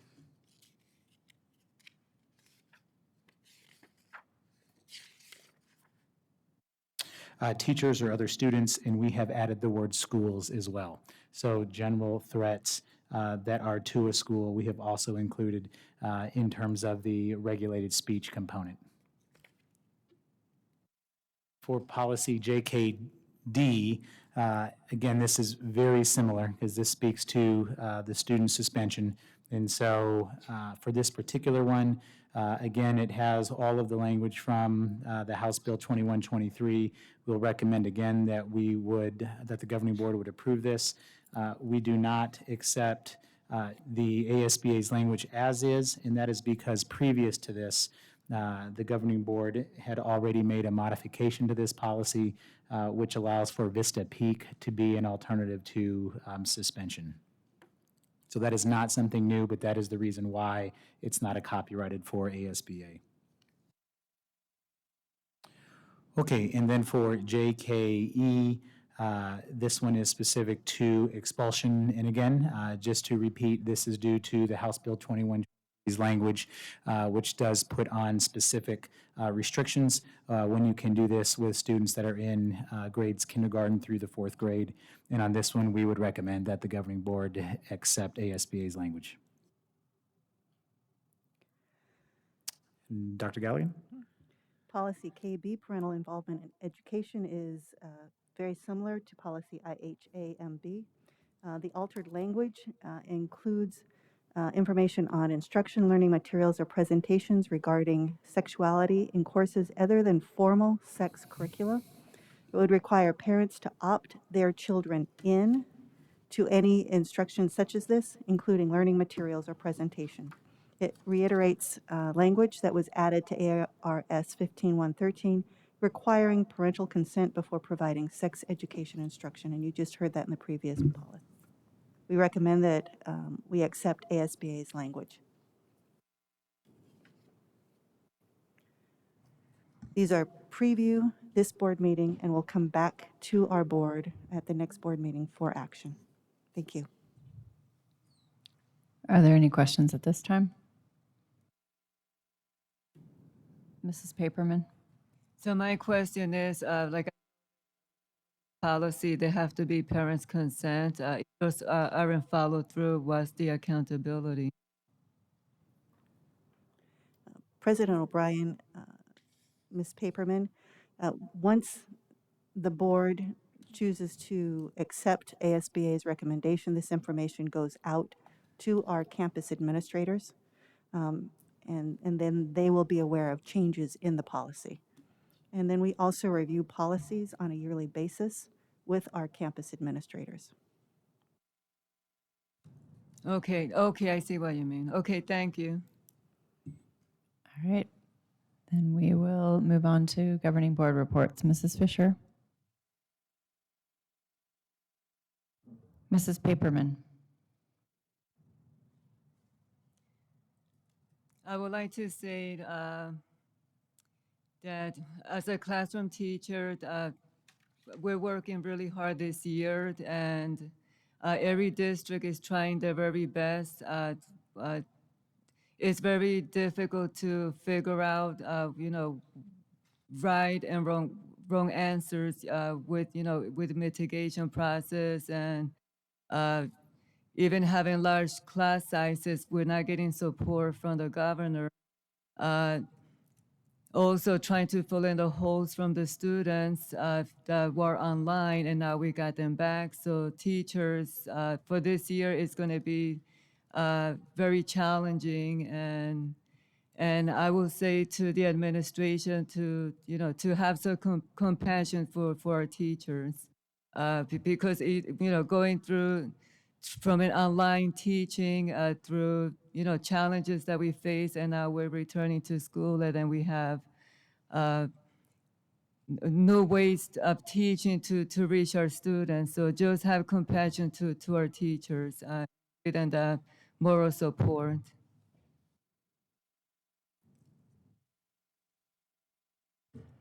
Okay. Back to you, Mrs. Fisher.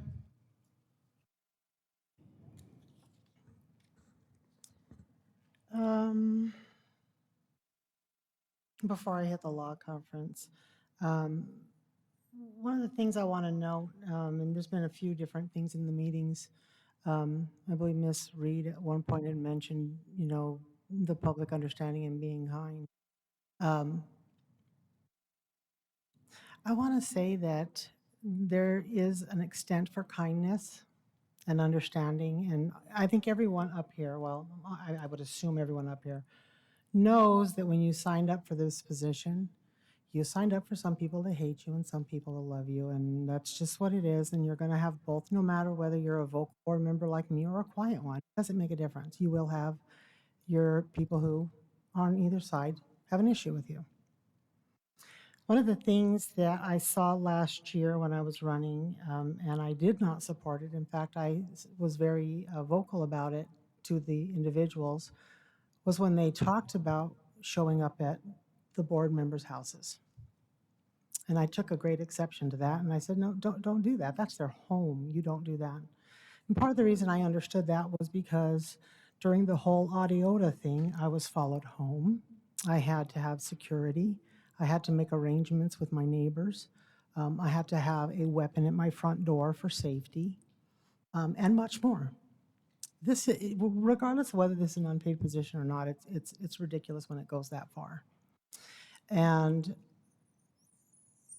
I think it's growing and getting and perpetuating by the behavior of all of us. I know that there was an individual that sent an email to some of us, and I made it clear I was not going to engage with that individual for many reasons. I have filed a police report with the city of Phoenix because the city is who you would file with. And I have taken other steps to secure my family and myself. The public needs to understand, I don't care whether you like me or not, and I don't care whether you like these board members or not.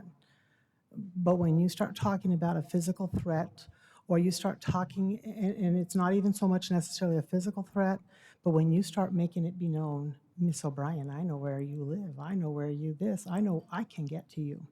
No matter how they block you, they can get to you. Whether it's done to any one of us, it's wrong.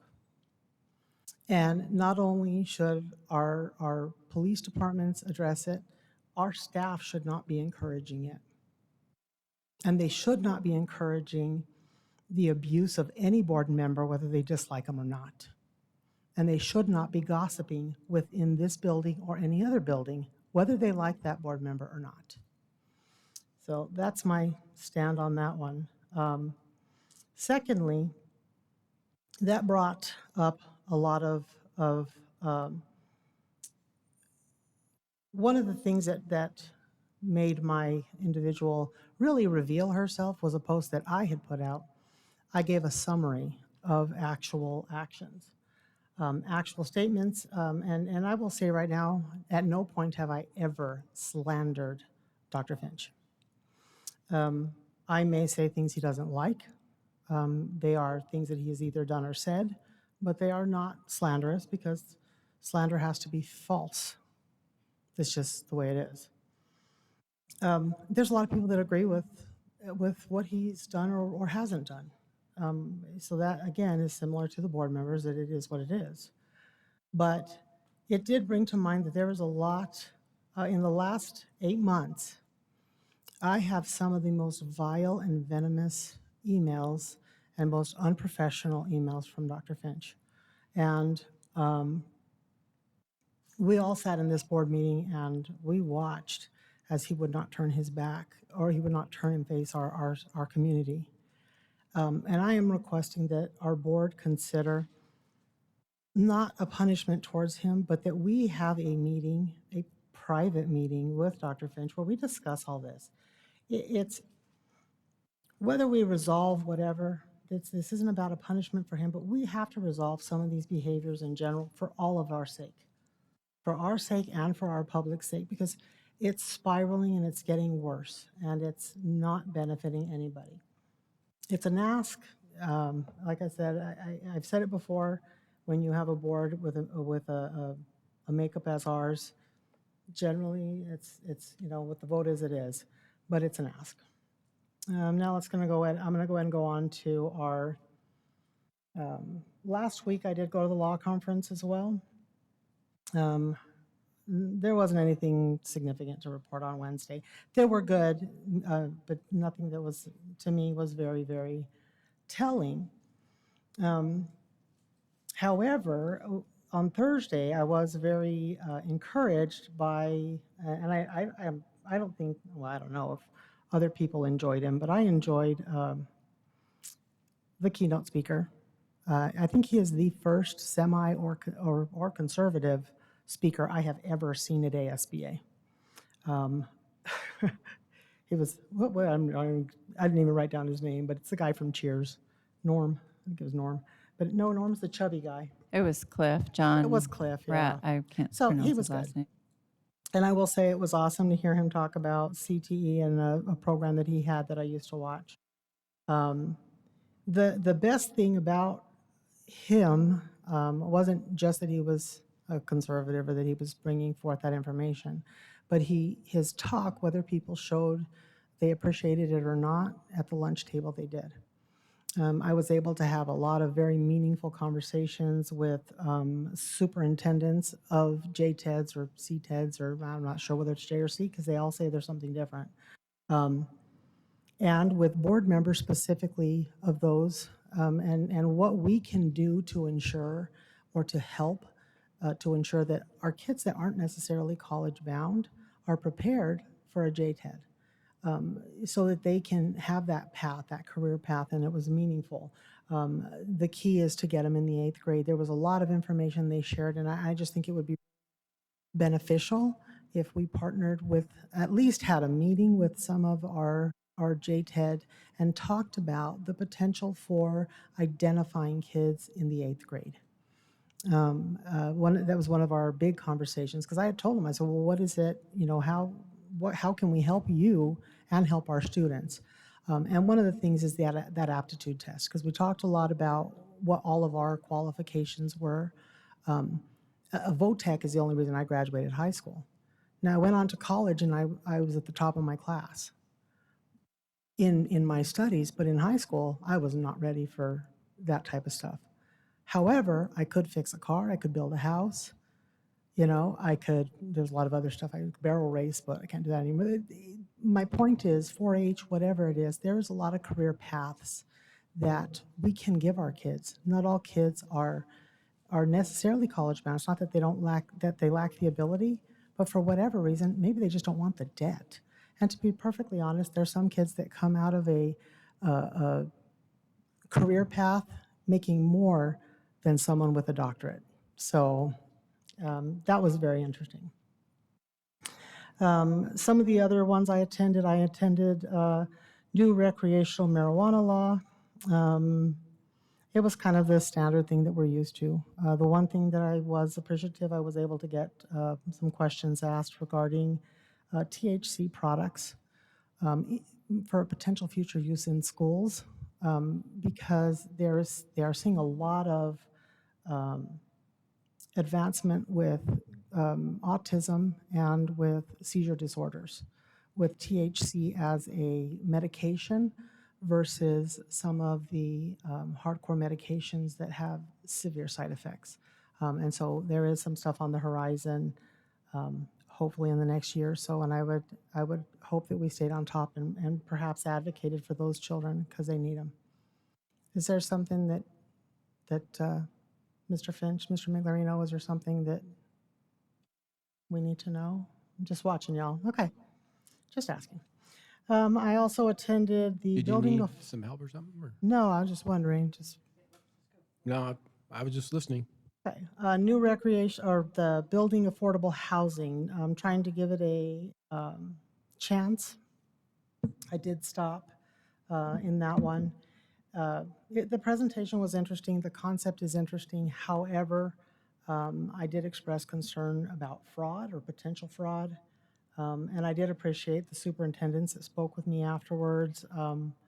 And their concern also about some of the new direction of senior administration within school districts and their concerns. I don't know that it's a bad path or future, but hopefully it will have some better regulation to it. I attended one on social media rules as well. And it was fairly standard protections of freedom of speech, things of that nature.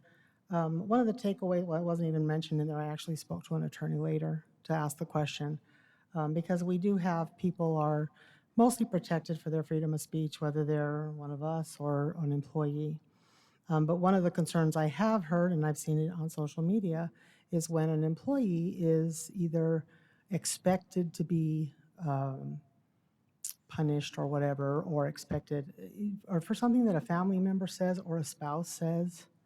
And the question I asked is, you know, they're protected. What about their spouse? That's double protected. So I just really want to make it clear to the public, and I mean, if it's happening within the district, I don't know, but a family member's comments, arguments, conversations, whatever, should never impact one of our employees. That's not our employee, that's their spouse. And I don't know about you guys, but I can't make my husband say what I want him to, and I can't make him even shut up when I want him to. So he's a smart man. I just let him talk. He gets there. I did immigration in schools. There wasn't much there that applied to us. There was a little bit for HR, but I'm sure that our HR department is on it. Title IX regarding anti-harassment. I attended this one because I have been hearing a lot of information about students being in bathrooms that are not of their gender, their biological gender. And it's not even that those students are transgender.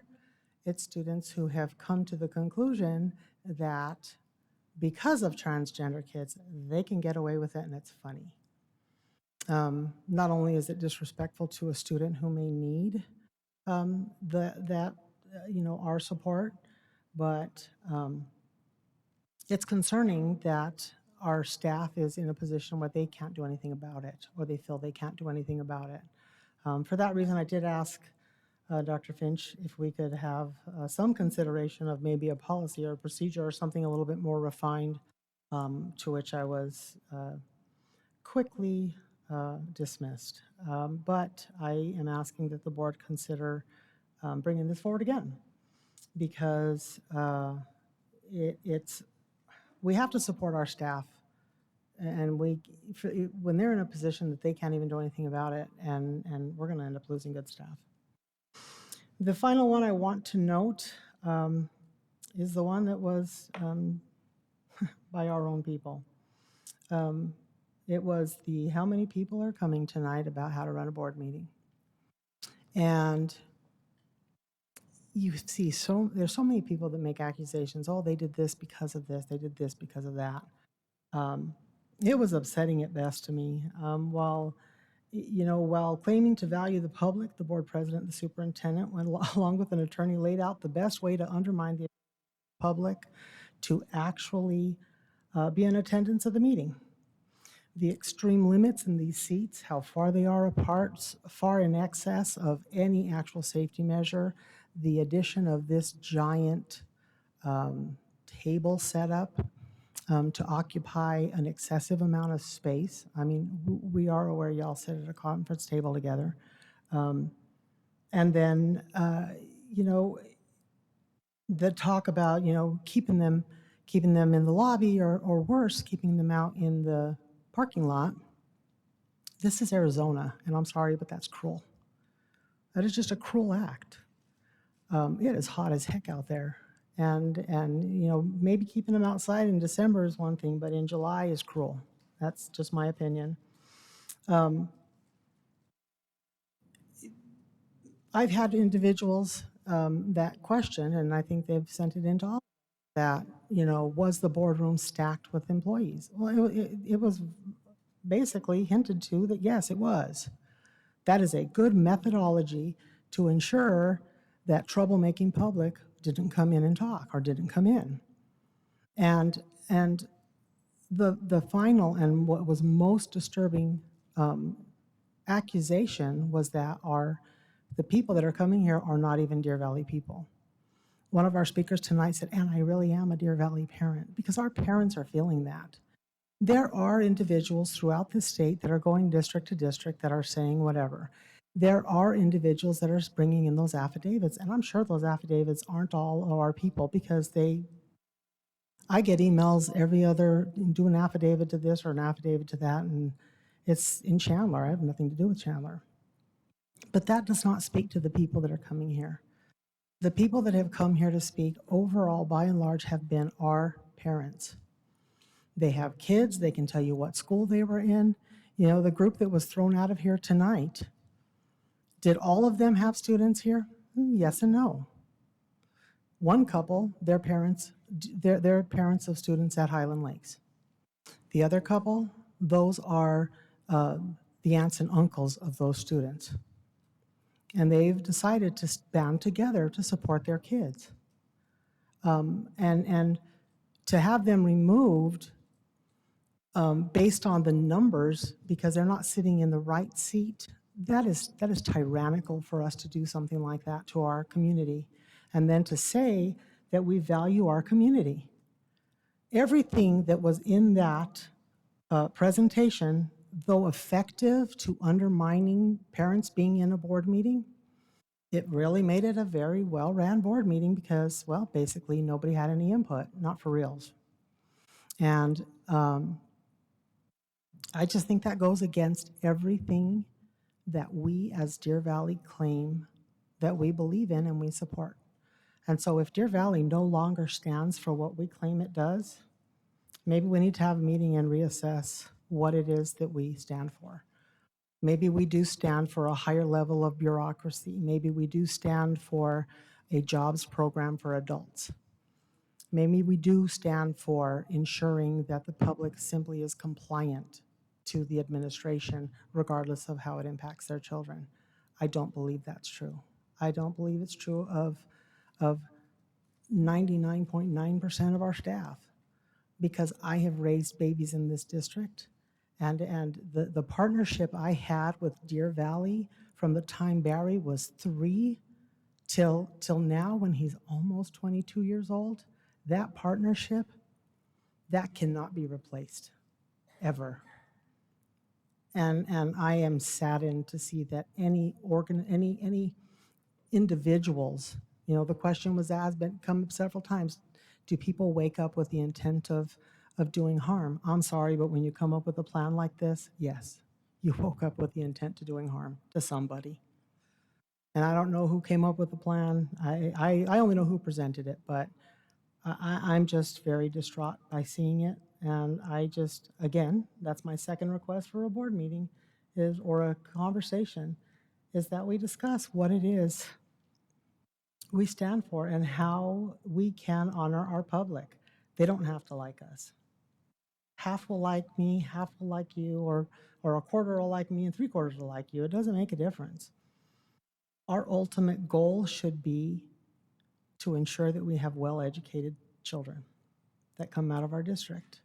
And I'm fearful that that is what we're losing. And that's it for me. Mrs. Reed?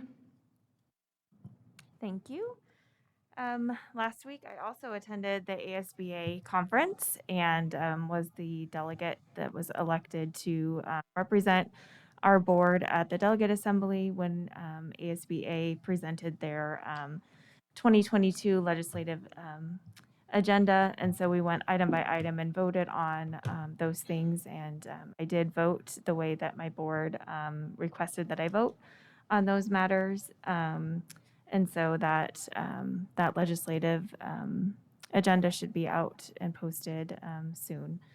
I did attend the pre-conference on Wednesday and sat in through the track about helping homeless students and students that receive aid. That was very well presented, I thought. And I got some great information out of it and some great questions to ask Dr. Finch and follow up, just to make sure that we are doing everything that we can for our students and that we are maximizing our partnerships because homelessness is such a big topic right now in different levels of government. But the one thing that the different levels of government still always have questions on is, how do we identify students who are homeless? And every time I say, by working with the local public school districts. And so just to make sure that we're strengthening those partnerships. I did have a request. I know that we are in, through my service on the board, we've had different very hot topic things that have come up from boundary changes and new schools and obviously all of the information related to COVID. And our school front office staff are the ones that are typically inundated the most with questions and with passionate feelings and topics. And so I would make a request that the district make sure at the next professional development opportunity that we provide some assistance and training to our front office staff for maybe some de-escalation tactics to make sure that they are presenting themselves in a professional way and being able to hear what the requests are or what the concerns are, even when the parents are very passionate, so that we can help resolve some of those issues. I don't know that everybody, those are skills, those are soft skills that not everybody has to the best extent that they could. So if we could make sure that that is covered, that would be great. I am concerned about one of the items that Mrs. Fisher mentioned as far as harassment and the accusation that she made that there might be some district staff members that are encouraging some of that harassment. And so without being presented with the information that she has, I too would like to request maybe that we have a meeting with Dr. Finch. I know that Mrs. Fisher has presented multiple times accusations about Dr. Finch being unprofessional and that she feels that she doesn't have access to him as all of the other board members do. And I do think that that is a concern that the board should have and should look at to see if those things, once presented, are happening. At the same meeting, though, I would request that we also go over board member ethics and make sure that the way that we treat one another and the way that we treat our constituency is also up to par with the things that our board has adopted and that hang on our wall over there. And that is it. I hope everybody has a great week. Thank you, Mrs. Reed. Mrs. Ordway?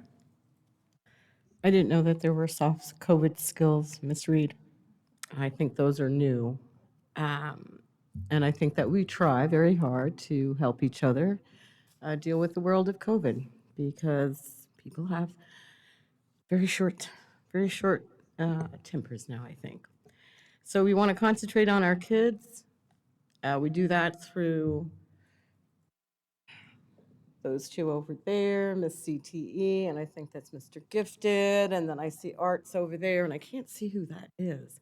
Who are you?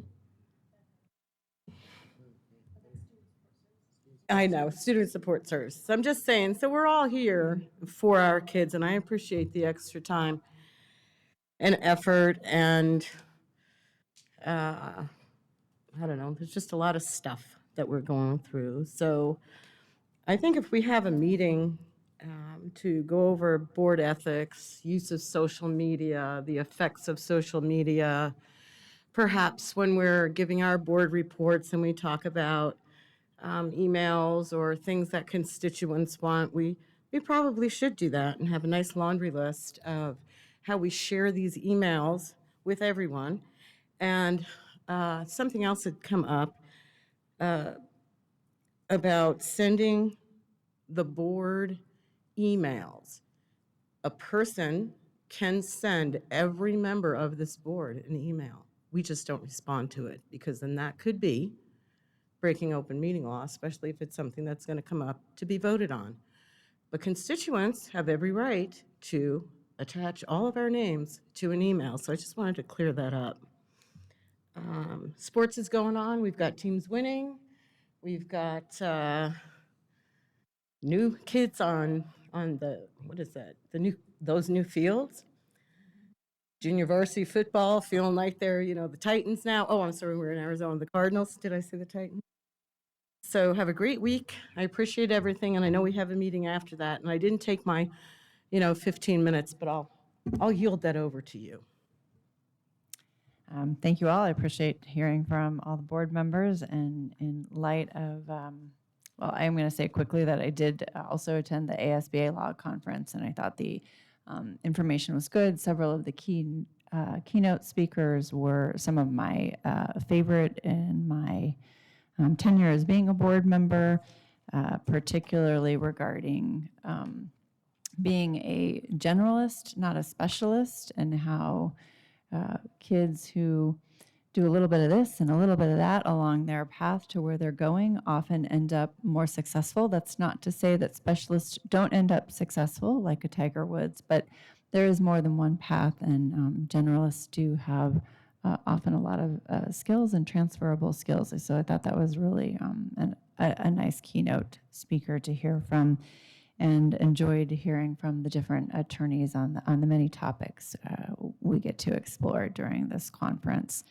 And so in an effort to expedite the end of this meeting, I will adjourn my board report so that the superintendent may have his report, because we are having another meeting to discuss addenda as requested by Mrs. Fisher.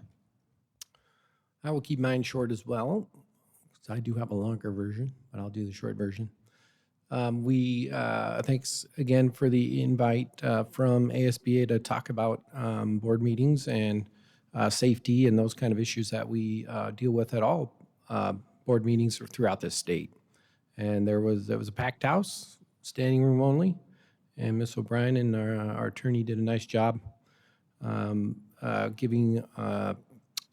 really reiterating what Deer Valley does to ensure a safe environment. And it was widely accepted and wildly cheered. And we got a round of applause at the end, which doesn't happen very often. Nice job. And it was a Friday, so that probably helped.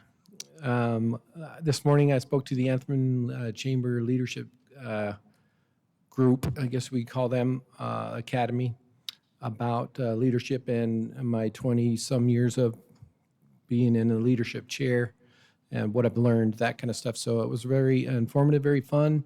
I had some great questions, and obviously it's a great opportunity to brag about Deer Valley's success, and so I took advantage of that.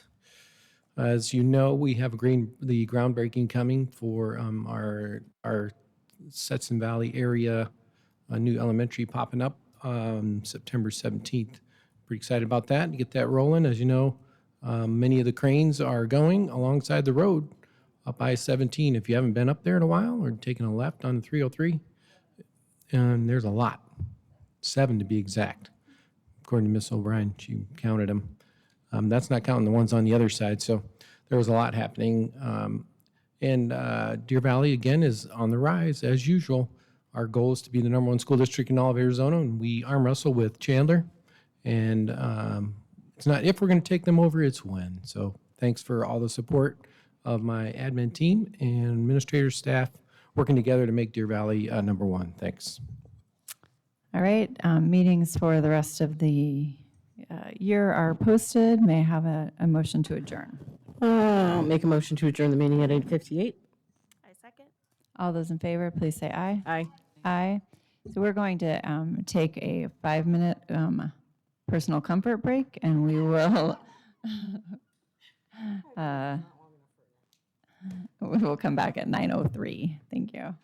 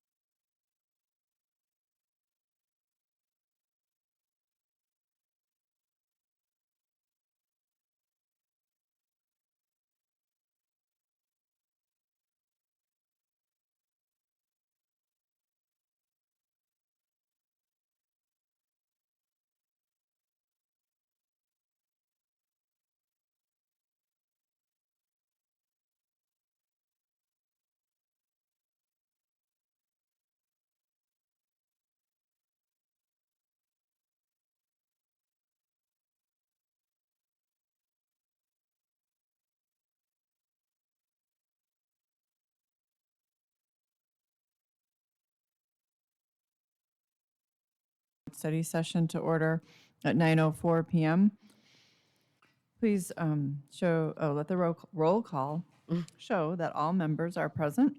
If I could have a motion So to moved. adopt the agenda in a moved. second. We have a motion and a second. All those in favor say aye. Aye. Aye. Any opposed, say nay. Hearing none, the motion passes unanimously. We're having the study session to discuss addenda. And I apologize because I lost my connection. Who am I going to go to? I'm going to go to Jenna Moffett. Mrs. Moffett, thank you so much.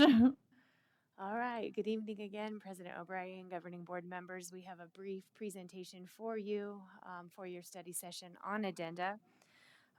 Specifically, we'd like to first outline the purpose of addenda in our school district is a supplemental pay to employees for specific responsibilities that are not of a nature that warrant a full position.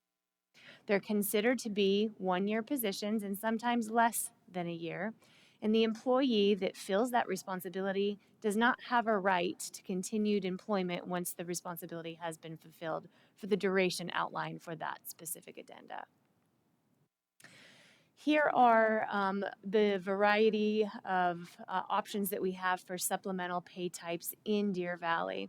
I first want to say that we do utilize the word addenda in our school district for purposes that aren't necessarily addenda. So that's why we put this graphic together for you. So first, we do have what we call as IBN addenda. This is driven by the certified manual. It's identified in the NST process. Many of these addenda have lived in the certified manual for a very long time. They are negotiated, and oftentimes special committees are formed to review these addenda and make recommendations to the NST, which of course then goes to the governing board. Examples of these would be coaches, but specifically coaches that are identified in the certified manual, because you'll see coaches come up again. A department chair is another example. A club sponsor, those are there's a formula for club sponsors in the certified manual, student council sponsors, webmaster, and etc. And then what we have, we also have a non-IBN addenda in Deer Valley, and this is identified as all of those addenda that we have a job description for and a pay formula already identified that does not live in the certified manual. This process has been streamlined over the last handful of years. We'll talk about that in an upcoming slide in order to provide more equity across our system. Some examples of jobs that are outlined in non-IBN addenda or receive a non-IBN addenda are extracurricular and co-curricular responsibilities, online instruction. We offer many addenda full-time positions and addended positions, as you all know, in Aspire. That would be instruction. And then school or department additional responsibilities that might be approved are paid through non-IBN addenda. Now, the third column is what we use the word addenda for, but it's actually a stipend. So you might hear someone talking about a hard to fill addenda, or I receive a national board addenda. They're not actually addenda because there's no job to fulfill. Rather, they are a stipend attached to a qualification that you do have. So if you are in a position that is identified as hard to fill, then you would receive that hard to fill stipend. National board or related services licensing, all of those actually that you see there are outlined in the certified manual, but I just want to be clear that they are not addenda, they are a stipend.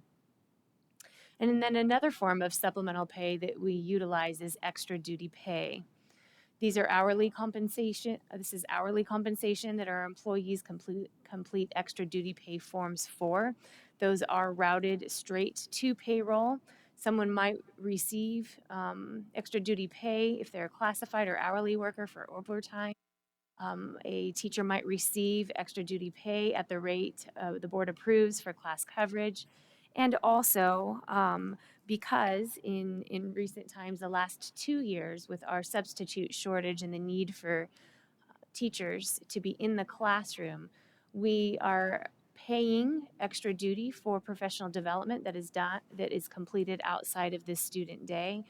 because those teachers typically would receive that professional development with a substitute in the classroom, and then they would attend the professional development. So I'm going to go through this quickly to outline for you what the IBN process looks like. First, the school must follow standard hiring guidelines for these positions.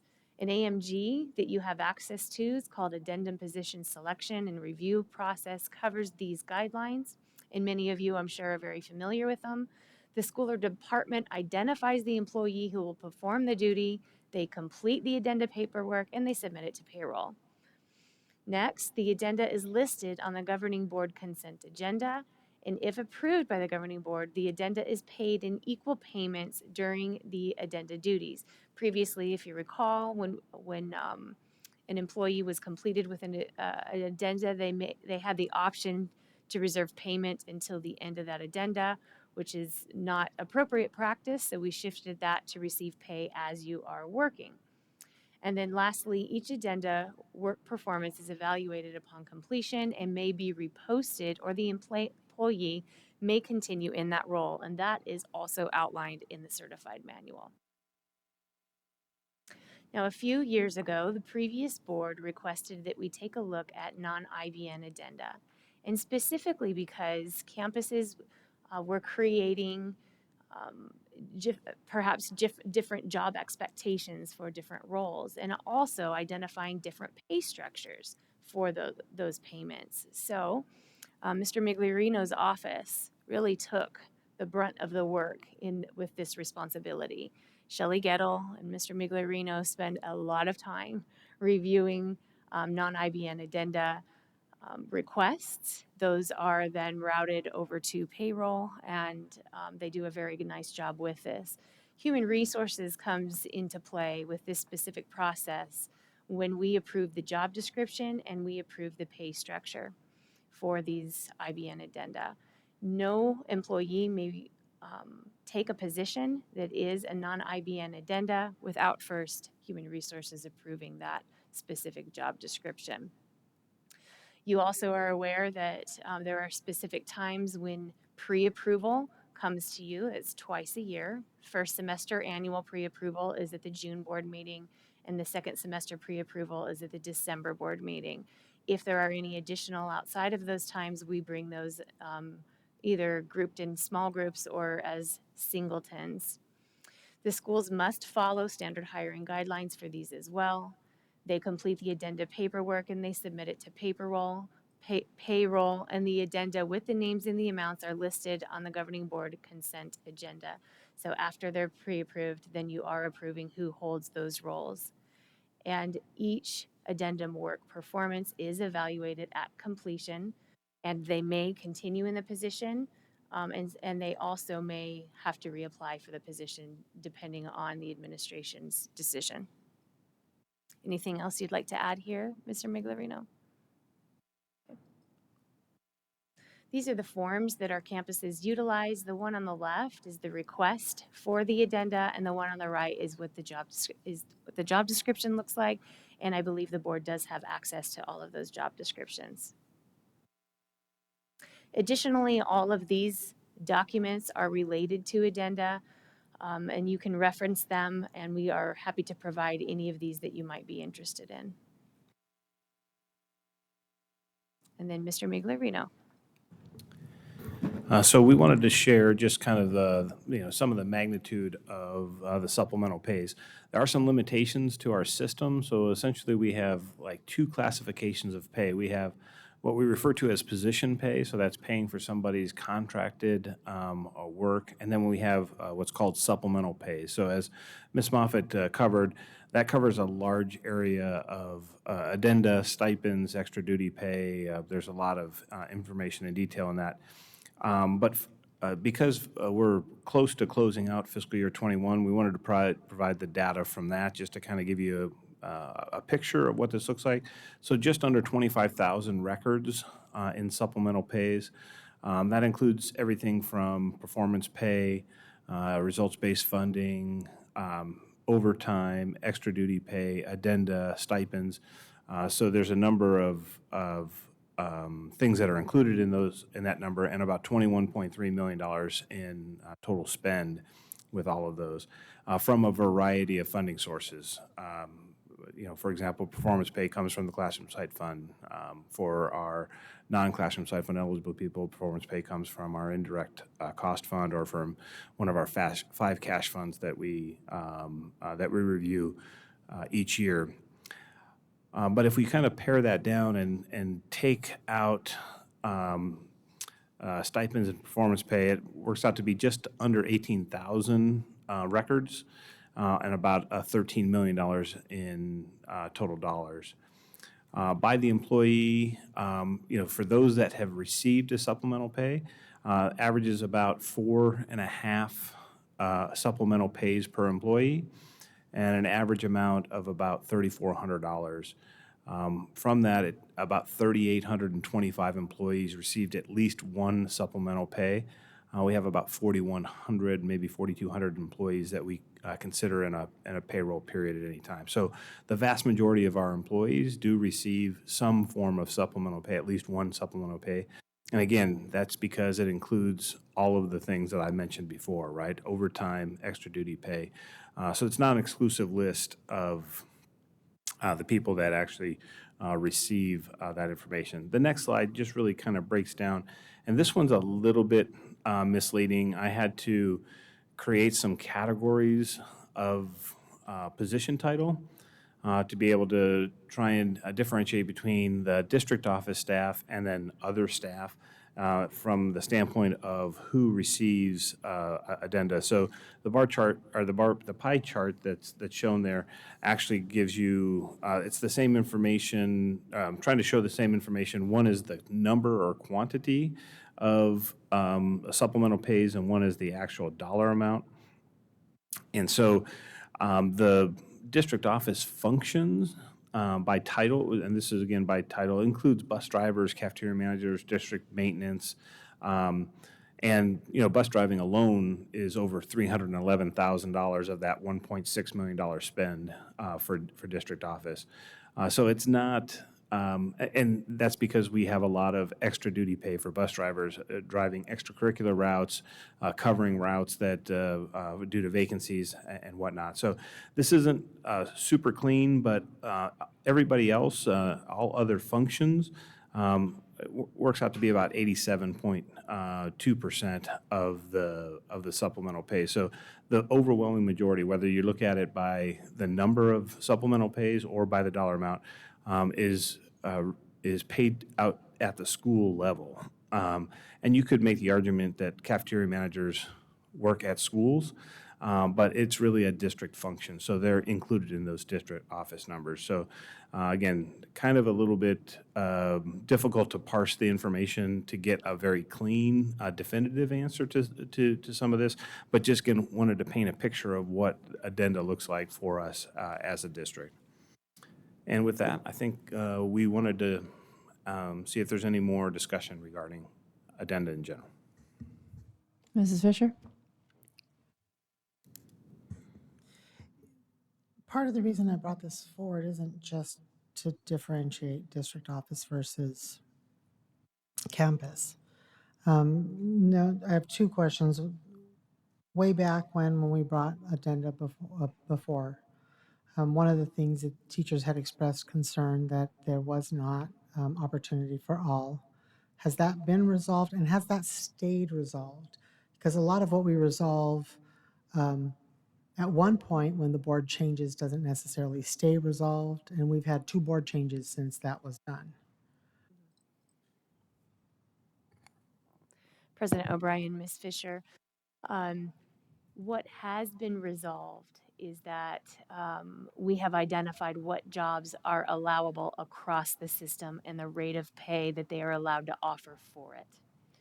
It doesn't mean, however, that each location will choose to pick that job description and use it and offer it on their campus. One campus might, one K-8 campus might do that while another does not. Anything related to the certified manual, of course, an IBN addenda, that does have equity across the system because the district through the certified manual is stating that they are supposed to have that on their campus, where the non-IBN process allows the option.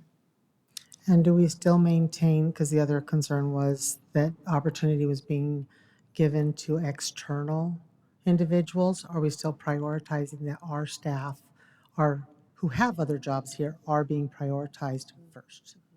President O'Brien, Ms. Fisher, it is still true. The AMG is still in existence, and it is a requirement that district staff be considered first before opening a position up to the outside. If a person in the outside is able to secure that position, they cannot maintain that position for the next cycle unless we go inside again. That is different than district staff who could be renewed in that position without it being posted again. Okay. And then the last, really my main question is, other duties as assigned. Are some of these addendas potentially other duties as assigned? Some of them, when we see them come through, they seem very applicable to a position where we're actually paying a full salary for a position. I don't know how to give an example. It would be like if we say, well, you know, Ms. Moffitt, we're going to give you an addenda for reviewing policy or for hiring staff, something of that nature. And when it comes through, and I think that's the concern I get from the public. And that's sometimes I look and when I can't answer why we're doing something, if it's a football coach, a baseball coach, a cheer coach, student activities, things like that, I can explain it to them. And I can explain that this is completely outside of the scope of their job. But when they see that we are paying somebody to, say, write curriculum, and we have a curriculum department, their question is, what does the curriculum department do that they are getting a stipend or multiple stipends per person to write curriculum? And I'm just using that as an example. It may not be the exact question that comes. That's the part that I need to be able to understand to answer that type of question. And even when I send them in here to ask that question, I don't think they still understand it. So I can't understand it. They can't understand it. I'm asking you to assist. President O'Brien, Ms. Fisher, it's a really good question, and I believe that is why we implemented the process for HR needing to review the job description. So part of that process is when, let's say, Dr. Galligan, for example, may have a function that needs to be completed. She or whoever works for her that is putting the job description together would have to identify what those responsibilities are, would have to identify what employee type, certified, or what type of certification would be required to fulfill that responsibility. And then we would also have to show that they were duties that would be outside of what a normal, perhaps, teacher would be required to do. Sometimes it's completely different duties, and sometimes it is a workload. Where, for example, Aspire and rolling out online curriculum that we built ourselves was, even though a teacher does lesson plan and a teacher can maintain campus, to write the curriculum at the rate in which we needed to design it. We needed experts and we needed a workforce to do it. People that would volunteer to sign up, not really volunteering because they were getting paid, right, on an agenda, but willing to put in for the job and complete that task. So for that reason, sometimes it is for the workload.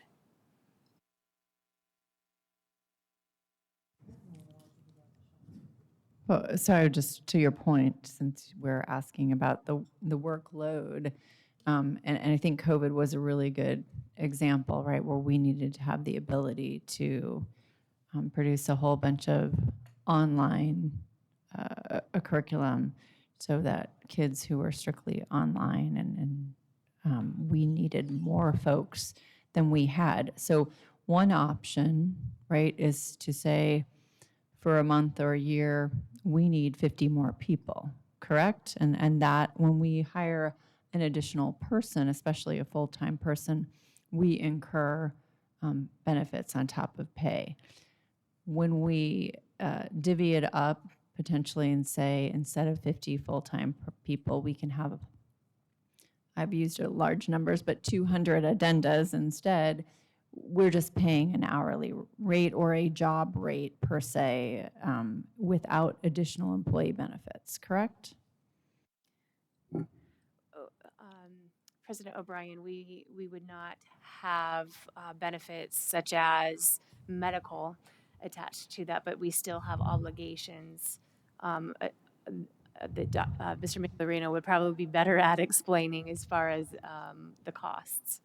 Wonderful, thank you. Yeah, President O'Brien, we would still have what we refer to as the legal responsibilities of benefits. So FICA, things of that nature that would be a percentage of their Arizona State retirement match that the employer has to pay.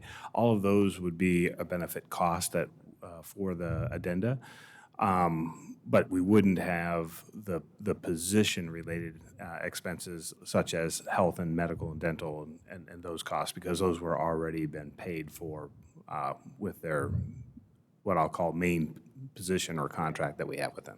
Wonderful, and thank you for making sure that I would not want to insinuate at all that we are not paying our legal benefits. We would always do that. So, Mrs. Paperman, do you have any questions? So this addenda basically is renew every year. So for example, like we'll have addendas what we need for the 2021, 2022 school year. It may change for the following year. President O'Brien, Ms. Paperman, the job description won't change. So Okay. the need, for example, for an assistant coach for tennis at Mountain Ridge High School would be a non-IBN addenda, and there's a rate prescribed for that.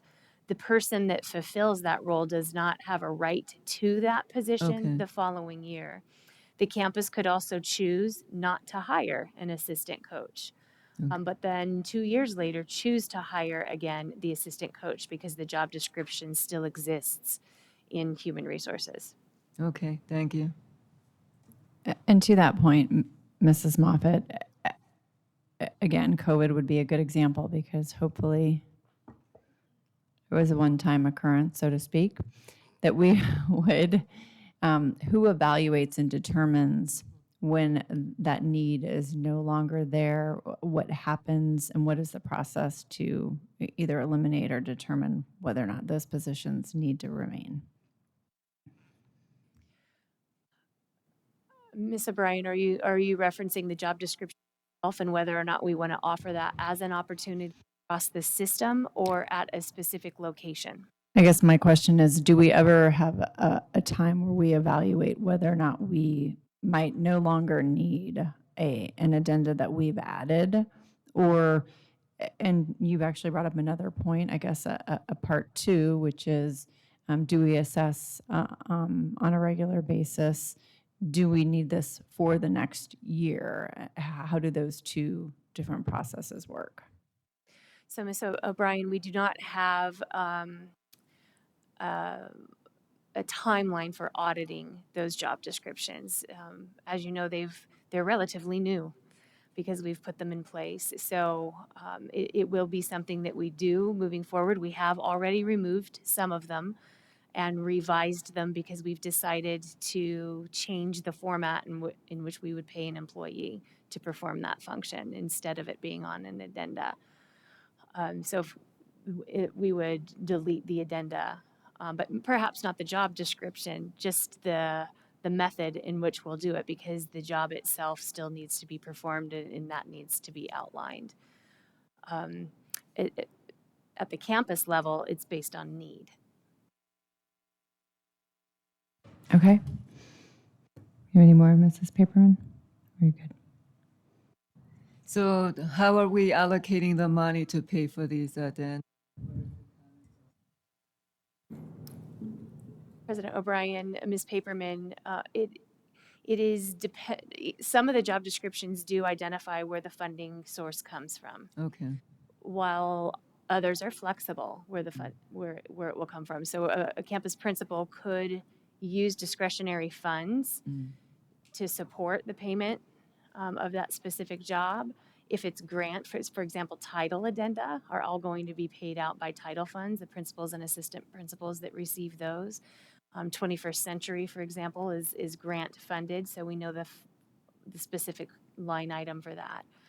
Anything in addition to that that you'd like to add, Jim or Heather?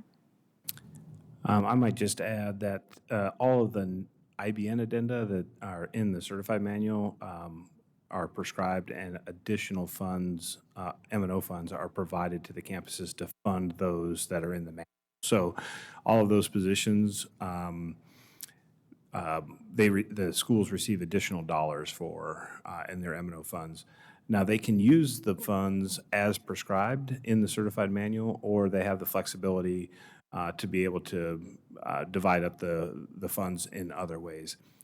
What's a common occurrence is you have maybe two individuals that are staff members that want to share the responsibility, and so they'll split the addenda. So the amount can't be exceeded that's in the manual. So if the amount is $1,200 and they want to split the responsibility, they can be split $600 apiece.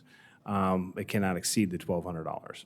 Okay, thank you. But we do provide additional M&O dollar allocations to schools for the IBN addenda.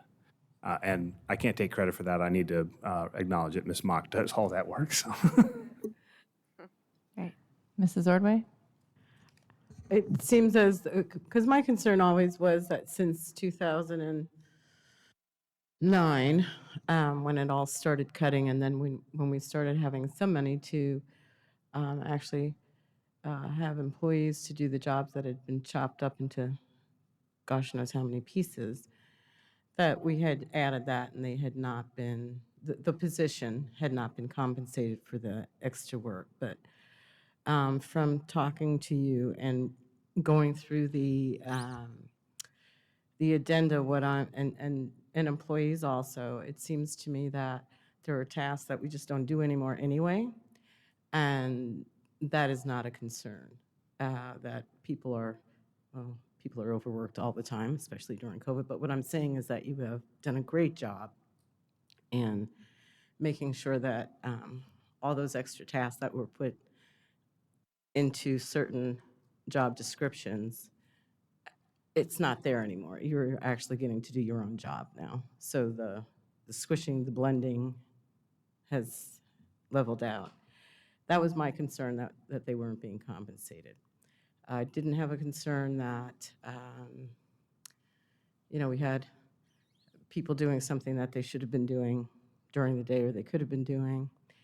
So I think you guys have done an excellent and awesome job in making sure that our students have the best of the best, because we're keeping ourselves monitored and utilizing the talent the way that we should. So I appreciate the work. Mrs. Reed? Sorry, my request is just really super basic. I think that sometimes when we have these meetings, we speak in alphabet soup because we all know what it means.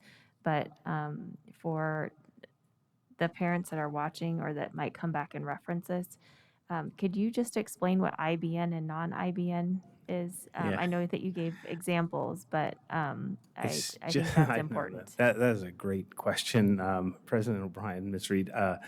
Actually, it's a term that we use to distinguish something, but it actually is a term we don't use anymore. So it's interest-based negotiation, which we no longer do. But at the time, when the manual was put in place, we were using interest-based negotiation as our to negotiate with our employee groups. And so it has just stuck. So even though we no longer use IBN, we just use it as a way to distinguish between addenda that are prescribed in the certified manual. So, and these are ones that you would expect, right? The football coaches there, the baseball coaches, the student council folks, the department chairs, all of the ones that you would expect to have between extracurricular, co-curricular, and sponsors are in the certified manual. And we continue to use the word IBN addenda, even though we don't do interest-based negotiation any longer. But that's what IBN stands for. Thank you. And then one other request, possibly when we have this on the board agenda, if it would be possible to put what that is. So that the differentiation between some of these are in the classified manual and some of them aren't, for our constituents who go through and read the board agenda. Thank you. It could be time to change the name. I was going to say, it's time to change the language, I think, and because I'm pretty sure that IBN hasn't been around for a really long time. I think I served on the last committee that included, or that was an IBN, and I don't want to talk about how many years ago that was because it makes me feel a little old. So maybe some language changes are appropriate, and that'll help our folks, our community as well. Maybe we can give the job to NST. Maybe That represents all our yeah. groups. Maybe, yeah, I'll let them worry about that. Mrs. Fisher, did you have Well, it another is question? still just union approved. So We- it's kind of similar. We don't have a union. We have an association, but it's Split on words, but it's still, because it is still kind of IBN. I mean, we still work with the association. So it's just, Negotiated addenda could be a good. a negotiated addenda. The negotiated solutions team. yeah. Yes. But the other question I had that came up was, we did an efficiency study back in 2015 or 16, because we were looking for things that were being done in multiple areas and cross. What do we have in place to ensure that addenda is not a duplicative area of expense?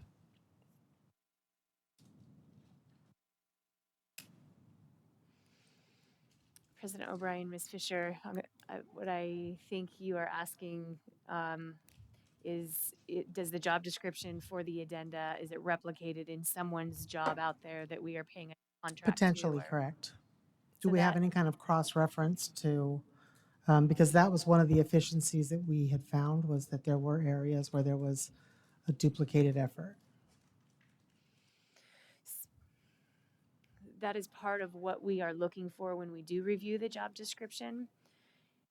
At any point in time, the board may be aware sometimes someone's job may shift as well as new work comes along, or departments merge, or a new position is added and that position has responsibility. So when that does happen, it's our responsibility to also go back and look at the job descriptions to make sure that someone's not receiving payment for the exact same work that someone else is receiving that payment for. Okay. One thing that I think might help, which I never would have thought of if it weren't for the law conference, one of the, I'll get you the exact policy titles. I know it was both Ms. O'Brien and I were in the session, so I'll have to look back to which session it was. But there was a couple of policies that, at the time I was looking at our policy manual, that we either don't have or that we've modified. So job descriptions and new positions don't come before our board. It's standard ASBA that they would, but in our district they do not. So it might be helpful that if we take a look at those policies. Whether we implement them or not is a different matter, but it might be helpful to look at them. Certainly could include them maybe in a Friday update. If the ASBA policies, I don't recall which ones they are, so we certainly, Are the job are the job descriptions available in the portal, or where people can? No, I board think can what clearly see? Mrs. Fisher is saying is a policy that the ASBA has a policy, a recommended policy about boards approving job descriptions.